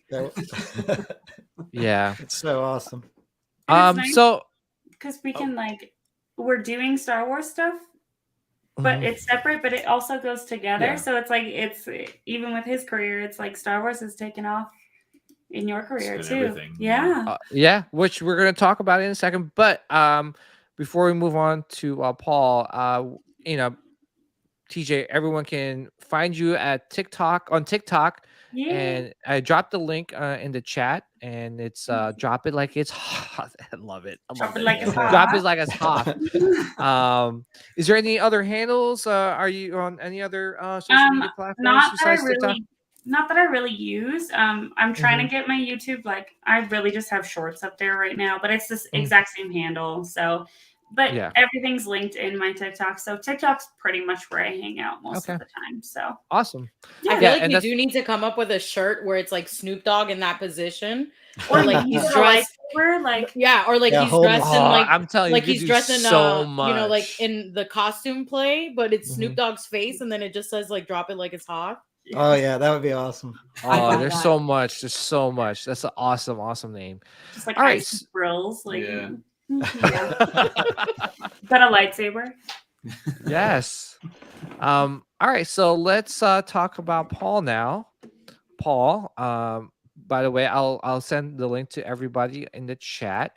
All right, so can you tell us more about your work and how you got started into doing like tattoos and stuff? I'll try to keep it short. That's not a thing with Paul. Also. I mean, I've been tattooing 17 years now. Whoa, it jumps up every single time. I mean, it's 06. Oh, I guess. Is when I started. I've been in tattooing's in my family, so I've been wanting to be a tattooer since I was 6. So this is just all I know. You know, this tattooing is just, it's been my life. It's always been my life. I couldn't do anything else if I wanted to, you know. Yeah. But I mean, yeah. I was going to say, Paul, when did you first get where you're officially in a tattoo shop where you're like, and you realize, holy crap, this is my job. Like, this is it. Probably my first apprenticeship when I was 19. 19. Okay. 19. It's when it became real, you know, because my whole childhood, I just was doing everything working towards it, you know, like even high school and stuff. Like every teacher that I had knew that that's what I wanted to do. All my friends knew I drew things for everybody. All my homework had drawings on it and stuff. And then even out of high school, I worked construction for a while just to save up money for an apprenticeship. So that was always the goal. Yeah. And my uncle was a tattooer growing up. So like I used to spend every summer, you know, at his shop in Chicago, you know, tattooing bananas when I was like 11 and things like that. So tattooing was always the end result. So then when I actually got an apprenticeship and stuff, I was like, oh, this is happening. This is like, I've reached that destination, and now it's don't mess it up, you know? So you're definitely not messing it up, man. No, man. Let's try. You know, I've seen a lot of tattoo artists' work, and my gosh, the colors in your work is just, thank you. It pops. It doesn't look like a tattoo, but if you get what I'm saying, like it's like just like it's like a photograph. It's just like a photograph, like a, you know, like a. I didn't want any color tattoos until I met him, and now look at me, like I'm covered in them because it's And I didn't start out wanting to do realism either. When I first started tattooing at 19, I was like, I wanted to do big, bubbly, new school, you know, traditional bold lines and bright colors and things like that. Oh, so look at that. That was fun. Once I started doing my first couple portraits, because almost every tattooer tries a portrait at least once, you know, and then once I started doing more portraits and things, I was like, oh, this is fun. I like this. This is awesome. And then it just kind of. That was at Emerald City. Yeah, that was just in Seattle a couple weekends ago. Yeah, and Pagan. I'm sorry if I can't. Pagan Enigma. It says that he's a show of the circle where mine is one of them. So I guess you got one client in the chat. In the chat. Who is it? Because I've done a few Ahsokas. Is it this Ahsoka? No, that's Rich. That's on Rich. Oh, yeah. He said show Ahsoka once. Mine's one of them. Paga, let us know. Yeah. Yeah. Pig. Yeah, let us know. Look at this Michael Jordan, first of all. Holy jeez. My goodness gracious. Yeah. That's why I'm he's touching doing it. that. It's healed. It's not for any other reason. Who's touching it? Whoever's touching it is like, is this real? Like, Oh, that's honestly, me. this, So, him. oh, that's you. One thing you'll see in a lot of tattooers on Instagram and stuff is like when something, you know, you have to like prove that it healed that way for less just like big saturation, color, realism, and stuff like that. Because when it's fresh, it looks. Yeah. It can look like that and heal differently. So a lot of times you'll see tattooers like when they post a healed video, they'll like rub their finger across to prove that it's healed. Like you wouldn't do that to a fresh tattoo. So yeah. Oh my god, this is absolutely amazing. Like you were talking about. Sorry, PJ, I keep cutting. No, go ahead. No, go. No, you were talking about like the saturation and color. I don't have any tattoos, by the way, but I'm a graphic designer, so I appreciate the art. Like I love looking at tattoos. But over the years, have they tried to change the ink that you guys use so it will hold up longer in the sun? Because you hear about a lot of people saying when they get a lot of color, especially red, that it fades pretty quick. So I mean, pigment, as far as like the way sun damages, has kind of always been the same because UV rays just destroy it in your skin, and there's like scientific reasons behind that. But like color has, like any other tool in tattooing, the pigments and things have developed and are better. Yeah. They're, you know, they've been developed a lot better. There's, you know, a lot more colors and things like that. But a lot of the way the saturation is in the skin and how it heals and how bright it is more technique than actual ink. Like even machines are different though. Like trying to create contrast with the darks and the lights colors to kind of make them appear brighter. It's all about how you put it in mostly. I mean, there are ink brands that aren't as good, obviously, and that's with any sort of business, but you know, I'm sponsored by Fusion Ink, and to me, they're the best ones. But there are some incredible, like color realism, every style people out there that use different brands of inks that are just as good, if not better. So it's a lot of it comes down to technique, really. Yeah, because you can have the best ink, but if you don't put it in the skin correctly, it's not going to stay in the skin, and it'll look crappy. No matter a lot what. of it is technique. It's Oh my goodness, having that, you know, knowing how to put it in the skin and have it heal the same way too, without overworking. It's so many factors that go into it. I want to cry right now. Now, I really want this. Now, are there skincare products that actually keep that lasting a little bit longer, or it doesn't matter once the sun hits it? I mean, any sort of moisturization is going to make them look brand new. Sunscreen. That's her. That's my arm, which is super dry. Oh my goodness. But like, but like keeping one side, like this side, because I didn't wear sunscreen on it. Like these whites used to be really white, and this used to be very blue. But now, because I didn't take care of it properly, but that's not his fault. Wow. You know, so it's just making sure you take care of your tattoos is really important. important. And anytime you're in the sun, sunscreen. Yeah. Sunscreen is everything. But like, you know, just keeping your skin moisturized, things like that. That's the best way to take care of it, because once it's healed and it's under the skin, there's really nothing you can do other than just taking care of your skin. Really. Like people's skin texture, color. Yeah, there's so many factors. Ages, like those all play a part too in how your tattoo looks in the end, for sure. Like someone with like porcelain white skin, the color is going to pop a lot more than someone who is like a little bit more tanned, you know? So it totally depends, but you can still make it look amazing with tanned skin for sure. That's yours. Okay. Yeah. Okay. Nice. Yeah. He's an East Coast client that we have a lot more to do on that arm. Oh my gosh. That was your preferred section. Oh, it looks great. Oh, it looks amazing. Yeah. That's oh my god. Looks just like the cartoon. Yeah. I mean, honestly, my Rancor. Oh, I love this. That was a fun one. Yeah, well, I was gonna say is that, like, you know, seriously, I've seen a lot of tattoo work, and yours is the best. Like, honestly, like I said, I have a friend who's a tattoo artist, like I was gonna go with for my Star Wars, my Sith arm. Then I hope he's not listening. Then I saw yours, and I'm like, sold. Like Star Wars and the tattoos. He's a great tattoo artist. Yeah, I think I need to go to you, Paul. Honestly. I appreciate that. No, I mean, it's a need. It's not even a want. It's a need. It's a need. Yeah. Yeah. So what's funny with the Star Wars, how it came about too, is like mm-hmm. it just kind of happened, you know. Well, also we push each other. So I always say it's like two drug addicts, but their drug of choice is Star Wars. So we just like, and I'm like, more Star Wars. Yeah. Enable each other. Yeah. And you don't start out doing everything that you want to do. So it's like I get to do some Star Wars pieces, and then more people see them, and then they want to come back, and then more people see them, and then they want to come back, and then it just built up to this thing to where like I'm getting a little bit of notoriety for Star Wars tattoos, and for me, that's like I'm all about that. Not that that's the only thing I want to do for anybody listening. Like that's notoriety. Hollywood over here. I mean, Brendan is just he's the nicest guy in the world. Yeah, I actually met him too at Celebration last year at the Mandalorian experience. Yeah, and he's a super nice guy. He's gonna get tattooed by me, and it's gonna be a dream come true for me. But oh my gosh, yeah. But like, I like doing a lot of things. I like doing pop culture. Anything pop culture really is one thing. Like, and well, that I was gonna get to that too. But like dog portraits, like I got really well known for doing dog portraits. That's actually how we met.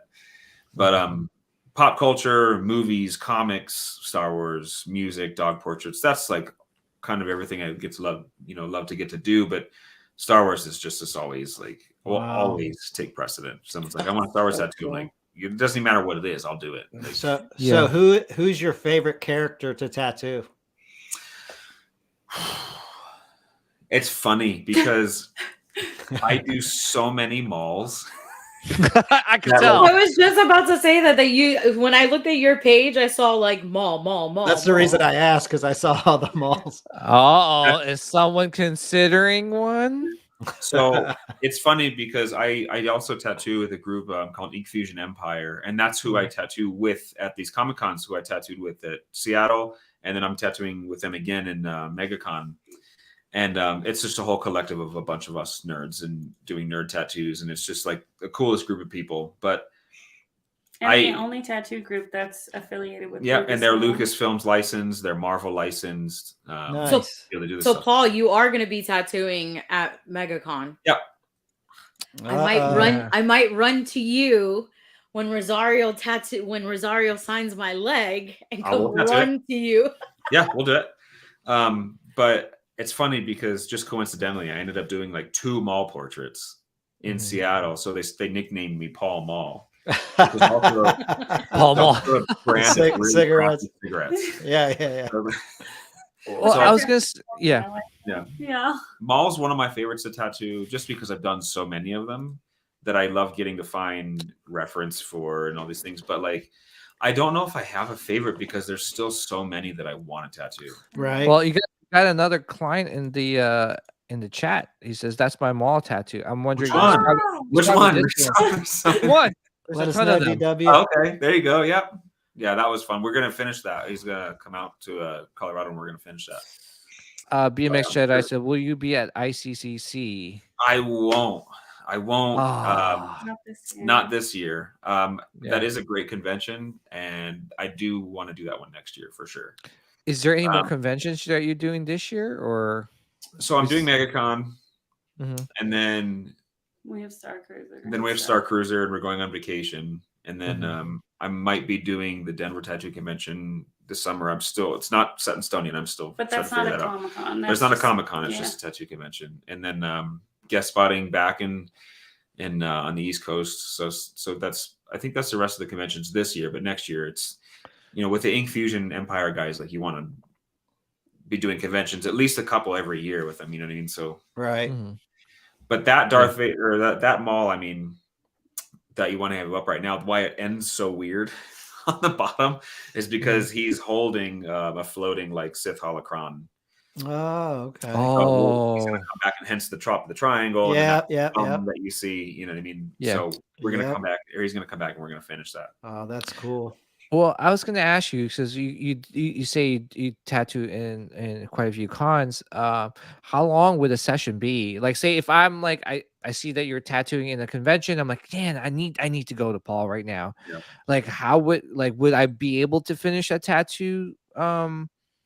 Or it has to be a couple sessions? It depends. So a lot of big color realism typically takes a couple sessions. A couple sessions, okay. Sometimes they take one session if we can, it's going well, we just get through it. But a lot of times they do take 2 sessions because color realism takes a long time. Yeah, and I would want, yeah, it's very tedious. It's very, very time consuming. But Comic-Cons are a little tough because typically a lot of Comic-Cons they want you out by a certain time. Tattoo conventions are a little different because they expect it. Sometimes you're there till like 2 a.m. But Comic-Cons, they like people out by a certain time. They shut the lights out. They're like, listen, you guys got to be out of here. So you are limited to a certain amount of time. So you just with cons, with Comic-Cons at the shop. If you come to the shop, I'll tattoo you till 4 a.m. I don't that's fine. But like if you can handle it. Yeah, because it sucks. Yeah. When it hits hour 10, you're like, oh, I think we're done. Yeah. But I did. What was it? I did 5 hours on one of my thigh pieces, and afterwards I was like, I'm just done. Yeah, the whole day is done. I'm lucky because I do a lot of long sessions. I'm pretty light-handed. I've been told from pretty much everybody I tattoo. So most of my clients will sit. I on average do like between like 7 to 10-ish hours. Wow. Depends, for each piece. Unless it's like my throat and I sat for 3 hours and was like, I'm done. I think I'm fine. My throat is good. Bye. But the Comic-Con, the throat. Oh yeah, I can't imagine. Is that one of the most sensitive parts? I'm assuming. For me, everybody's different. Everybody's different as far as what hurts most. There's general areas that hurt, like hands, neck, feet, torsos, things like that. But everybody's different, Yeah. Super painful spots on her I thought were no problem, and vice versa, So my arm I thought hurt so bad, and then my legs were fine. Like I think legs are terrible. Yeah. It just depends. Yeah. But Comic-Cons you're definitely limited. So a lot of times it's you want to break it up for his because it was like a big piece and he knew we were gonna have to break it up. So he was down to come here and finish it versus the one of the other malls. The one I think I posted right after that one was the second one that we did at in Seattle, and we were able to do that in one session. It was a smaller tattoo though. No, it was the same size, but design also depends. Yeah, depends. Some designs, kind of you're able to run through a little quicker, and some just take a long time. Yeah, because I'm assuming people come to you with reference already or an idea that it's not. Do you have like a portfolio that you you have some basic Star Wars stuff that people like to choose from because they really don't have the concept in their head? Or it's half and half. Some people come to the table with an idea, or like an image that they like. But the other half is they just want a character. Like you could come to me and say, I just want to get a Boba Fett tattoo. And then I'll kind of like, well, do you want re-armored? Do you want original? We kind of like nail it there. And then most like 9 times out of 10 people let me find the reference because you're a Star Wars fan. Yeah. I mean, because to be honest, that's why I would want to go to you if I want a Star Wars tattoo, because it's like if I go to a regular tattoo artist that maybe isn't a Star Wars fan, I'm like, well, in Star Wars, in that episode, and in that, and they're like, what? Can you bring me? Like they're like, I don't know what you're talking about. But then if I go to you, it's like, hey, remember that episode? Like, and you're like, yeah. Oh, this one, you could do it this way or that. It's just like a lot of like good like feedback, and finding reference to is a big part of it. Like, you can't just tattoo any picture. It has to be, if it's too dark, if it's too blurry, or if it's over contrasted and it's too light, they won't make good tattoos. So you got to find one you can say, I want Boba Fett, but I like this picture. And if that picture won't work well as a tattoo, then it's my job to find one that's close to that, but has good lighting. It's crisp and detailed. It's just as dark where it's just as light. It's so funny when we're watching, like when we were watching Rebels, we're like, oh, that's such good reference. So many times that's such good reference. Just sometimes where I'll pause it and try to get a picture because it's just the best reference. Like, the real question is, have you done a Jar Jar one yet? No, and I want to. Okay, sold. Like, I want to just have one in the books, like. Well, guess who's coming for one? Yeah, right in my back. That's the mythos. That's the Darth Vader mythos. Oh, yeah, wow. And that looks amazing. Like I love like the troopers there. That was a cool idea. Yeah. Yeah, and honestly, oh wow, Is this like a gladiator or a Spartan? Yeah. That looks amazing. And that's one thing too. Like what you want from a tattoo artist. They're good, great, and when you come up with an idea and you come to an artist to do something like this, you want them to kind of like try to replicate your idea onto your skin, and I think you're doing a phenomenal job. Thank you. Seriously, I need to go to you soon. Yeah, especially because you're a pop culture fan too, so you understand where they're coming from when they're asking for this, because you're thinking, yeah, that's what I would want too. I would say that's the biggest thing with tattoos. Like that's the biggest piece of advice is like find an artist that does stuff kind of like what you're into, because they're going to do a way better job because they're going to be way more into it. Because if he can do like little fine line tattoos, but that's not what he does. So you're better to go to somebody that does little fine line, like, you want to find that like niche. you find an artist that you like their work already and they do stuff that you like. So it's been so awesome. Like even just doing the Star Wars stuff, we've gotten to meet so many great people, and even our Mosh Isley crew, like, are some of our closest friends that we've just met through tattoos. Sorry, our dog is yelling at us. Can you hear that? Oh, okay. That was Sean like moaning about like the Vader one. I was about to say, I thought somebody was hungry. I was like, Sean, it's okay, man. Frenchie. That was last week. I was like, Sean, just get one. We know you want one. Who has separation anxiety. So after too long, he's like, okay, attention on me now. Pay attention to me. Speaking of, we'll just hold him so that he doesn't cry. There you go. No, hold him. We love dogs. Yeah. Yeah. So it's been a blessing, really. Just like the Force has brought so many people into our life, Well, the Force is definitely strong with you, man. With your skills. Well, I was going to ask you. So, if someone like me, I live in New Jersey, the East Coast. Like, I want to like. Why am I referencing like someone like that? Like that might be. I want a tattoo. Like, so how do I go about like setting an appointment up? And I'm speaking probably for a lot of everyone, pretty much everyone that's in the chat right now. Like, we wanted to set up a tattoo session. Best way to do it is email me. I have a certain email linked on my page that you're looking at right now under the booking info one. Yeah. It just shoot me an email, name, number. It has all that in the. It has all that in the booking info. Is what to get: name, number, photos of the area, any reference photos you want, ideas, all that stuff. And then if you're traveling too, I try to take precedent with schedule for people who are traveling, because local people, they're right here. But people who are traveling, you have to like kind of link up when you can come out, when you can get off work. So I try to take precedent for scheduling with them. And then we talk, typically I'll have like a virtual consult with people, especially out of state. Local people can come into the shop, but people out of state will set up like a virtual consult over Instagram. We'll call each other and then kind of go over the ideas, and because there's a lot to talk about with stuff, especially with like realism. You want to make sure that we're on the same page before you come get tattooed. And I also do a lot of large scale, like full sleeves, back pieces, things like that. And that needs to be talked about before you come in, because it's a lot of elements that we have to like line up with each other, like mentally, before, so I can design the way you want, basically. So like I have a guy who I'm actually tattooing in MegaCon because he lives in Philly and it's easier for him to fly down for MegaCon. And we're doing an entire Darth Maul anthology sleeve. Oh, wow. So he wanted Darth Maul from Phantom Menace all the way until he dies in Rebels.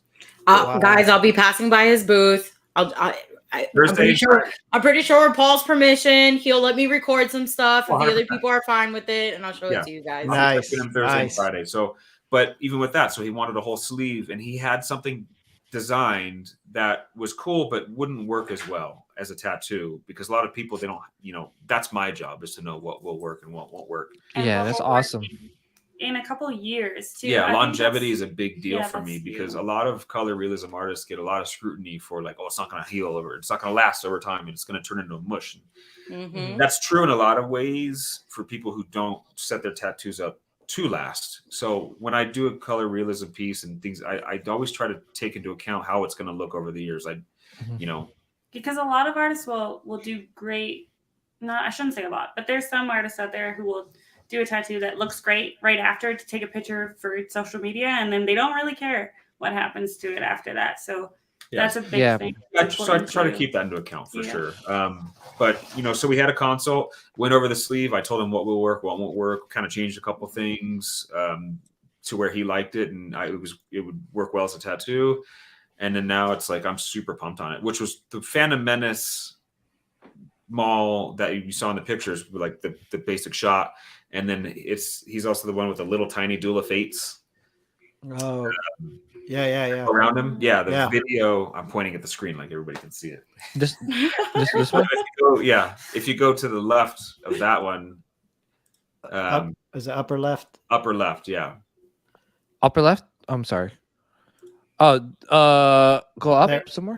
Right under our This wedding photo or wedding video. Oh, right, this one. Oh, okay, gotcha. Yeah, down one. Right under. There you go. Yeah. So there's like the whole sleeve is planned.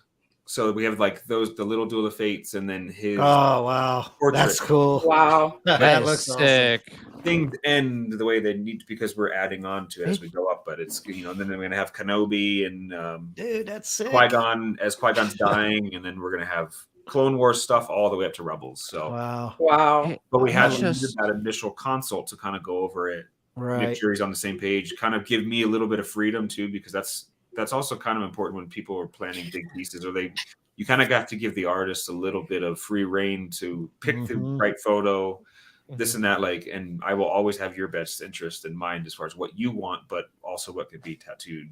Yeah. Yeah.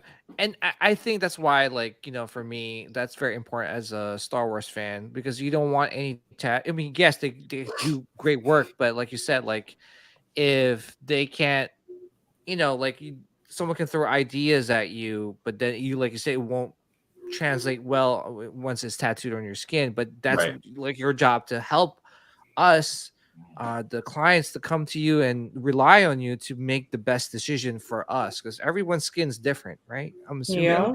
So and that's much appreciated. That's why I want to go to someone I could trust, because this is not like something you could just peel off if you don't like it. You got It's permanent. Yeah, it's permanent. I mean, you could laser it, but it's a big, huge investment. And Sometimes you can't. Sometimes, especially when it's fully saturated, it doesn't laser out that easy. So no, make sure you really, really want it. Yeah, right. That's exactly. And you want a great tattoo artist to be the person to tattoo this amazing artwork on your skin, and that's very important. And I'm so happy that Scott Sharp mentioned something and we brought it up, and Nilda brought you guys on the show, because we're so pumped. Honestly, I don't know how far out you're booked, but right now it's not, because we just moved here not too long ago, so it takes a while for your books to build back up again. When I lived in Philly, I was booked out couple years. Couple years. Holy not now. Not now. No, not anymore. No, right now, but I need to take advantage of that. Right now, it's still getting the word out. It's a slow process, kind of getting your books where you want them. So right now, I mean, I have a lot of availability in the next few months, and sort of ready to get booked. So do you have a shop? Sort of. We gotta go to Galaxy Star Cruiser. Yeah. So do you have a shop in Colorado where it's just you and a couple of more artists, or you just kind of solo? I don't own a shop yet. Okay. Not yet. But right now I do work at a shop. Okay.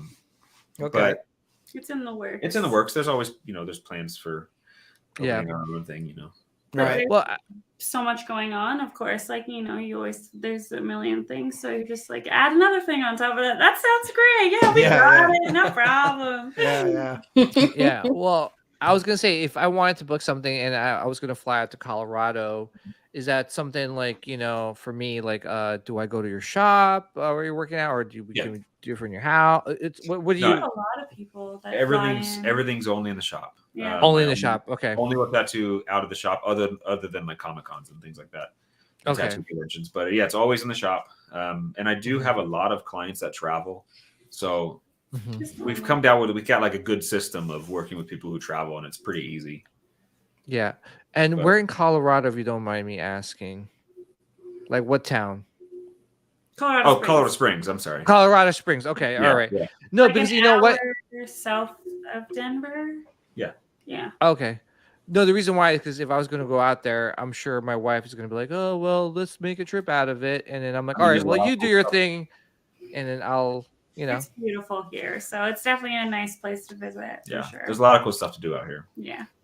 All right. Well, my cousin actually moved to what is it called? Estes Park. Estes Park, yeah. Yeah. So I was like, how far are you from here? That's a couple hours away from us, but yeah, closer than Philly. Closer than Philly. And everywhere you drive is pretty. So yeah, I heard Colorado is just beautiful in general. There's a lot of like things to do there, hiking and just beautiful scenery. Yeah, that's gorgeous. But yeah, Paul, this is like absolutely amazing. I am sold, honestly.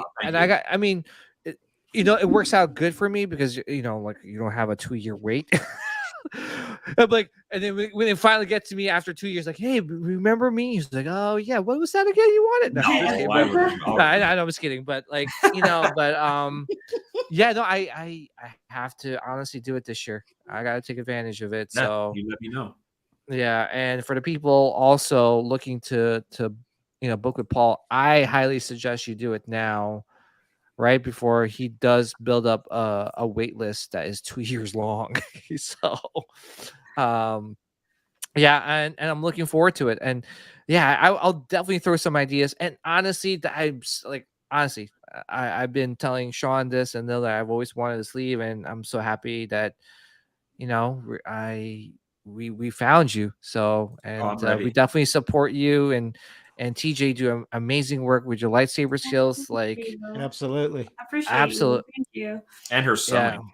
Oh, sure. I'm just learning how to sew. Don't listen to him. But yeah, just learning how to make a whole gala Jedi dress for Star Cruiser. Yeah, I saw that. Yeah. I saw that. I was like, I wasn't sure. I was like, oh, that looks pretty cool. It's Avar Chris inspired, so it's like High Republic, but it's just for dinner for the Star Cruiser, and And you made that? Yeah. Wow. That is I have so this cool. problem with my brain where I look at something that someone spends 10 years learning how to do, and I go, oh, I could do that. Yeah, I could do that. Oh, I wish I had that skills. Like I Sean did his Han Solo carbonite door, and he painted it with Anthony back there. And I'm like, dude, if I only had an ounce of like creative skill like you to do something like that, I would have done it too. But I appreciate, like, for me, we all appreciate the hard work, the art. Yeah, absolutely. So many hobbies, though. It becomes a problem when you like Star Wars. You have to learn how to craft stuff if you want to cosplay, and it's like you're next thing you know, you're buying like a heat gun and EVA foam, and you have no idea what's going on. So yeah, but the fact that you guys are doing it on your own, which is great, because honestly, I don't have a creative bone in my body to do something like that, or the skill set as well. With a heat gun, I'll probably burn my finger if anything. But don't worry. But like right now, I hired someone to do like my Mandalorian like cosplay. I'm doing like the the best cars and stuff. Yes. But the fact that, oh man, yeah, I'm so we're so happy that you guys came on the show. Yes, and, thank you. I gotta convince this guy to get a tattoo of Maul. Dude, Sean, you gotta just do a little tiny. You gotta do little tiny Maul. Yeah. I'm just trying to find space. I know, Nilda. For me, because I'm like you guys. I could never, like, I give you guys credit. I can't never do my neck, but like I'm sleeved up on my arms, my legs, my whole back is completely done. Like my whole lower torso is done too. So it's another job. Get your ribs tattooed. Oh, this Whoa. guy. We're getting a matching Star Wars tattoo next The week. ribs. That's the only spot she's got left. Yeah. Thanks. Thanks. I did my outlining of my ribs, and I think I was in that that awkward position for about 4.5 hours, and then finally I was like, no, I'm done. Stop. I'm done. Yeah, I'll believe that when I see it. Yeah, Jason, I want to see that tramp stamp. we're getting Death Before Dark Side with a lightsaber on our ribs next week. So oh wow. I know that goes against the Sith. I know. We're just your friendly neighborhood Jedi. Okay, you're more than welcome. You guys are parent family. Even you though should you say guys that, you should say that to all your new neighbors. Just be like, we're just your friendly Jedis. No, instead I go out because the dogs are eating something. Oh, that's one of my favorite full stories. Bald cap and ventress makeup in a house coat, and they think I'm insane because I'm like, no, bird, no. And we had just moved in. It was so embarrassing. It was not good. Well, honestly, I wish you guys were my neighbors, because I wish. That's why Sean and Anthony, BMX Jedi, the Sith Holocron, like they're neighbors. So I'm like, damn, I wish I had, a neighbor that was a Star Wars fan. I mean, we're throwing light sticks around outside all the time, so our neighbors are like, these wrong with these people. Are they ravers? Are they ravers? Yeah. The tattoos and like throwing light sticks around. People think we're insane. For sure. Like Duel of Fates playing really loudly on our phones at the same time. Dude, I would have joined you guys. I would be like, yeah, can I join you guys? Oh, so that would be amazing. Anytime anyone's like, yeah, Star Wars, we're like, come play with us. Come on, it's fun. Like, don't give me a lightsaber. I got an extra one. That's so cool. Well, again, thank you, Paul. Thank you, TJ, for hopping on the show. Please, guys, follow them. I put the links in the chat, and I'll put it in the description below. Let's see. Let me just make sure. Let's do that one more time. Drop it like it's hot. Drop it like it's and hot. Paul You Marino tattoos. Drop it like it's hot. Drop it like it's hot. It's so easy to remember that way. Oh my gosh. Honestly, I always tell Sean, like, we're gonna keep it like under 2. It never happens, but this 2.5 hours went by pretty quick. Thank you, Lila, for setting this up. Yeah, we're long-winded. We're long-winded too. Like, we welcome it, Well, I talk all day at work, so like I'm just used to it. Like, yeah, I know. I'm the same way. I talk all day at work. Yeah, that's like when we first spoke. I thought we thought our conversation was going to be short, and we were on the phone for like an hour. Yeah, that's how it always goes. Mm-hmm.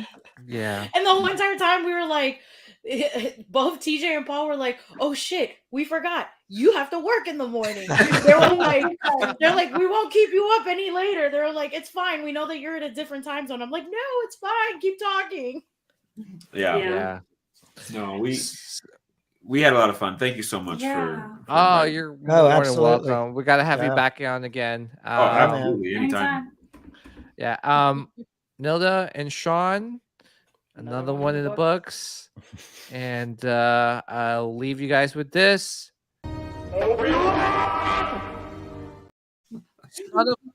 Bye. Bye, everyone. May the midichlorians be with you guys always. Later, guys. Thank you so much.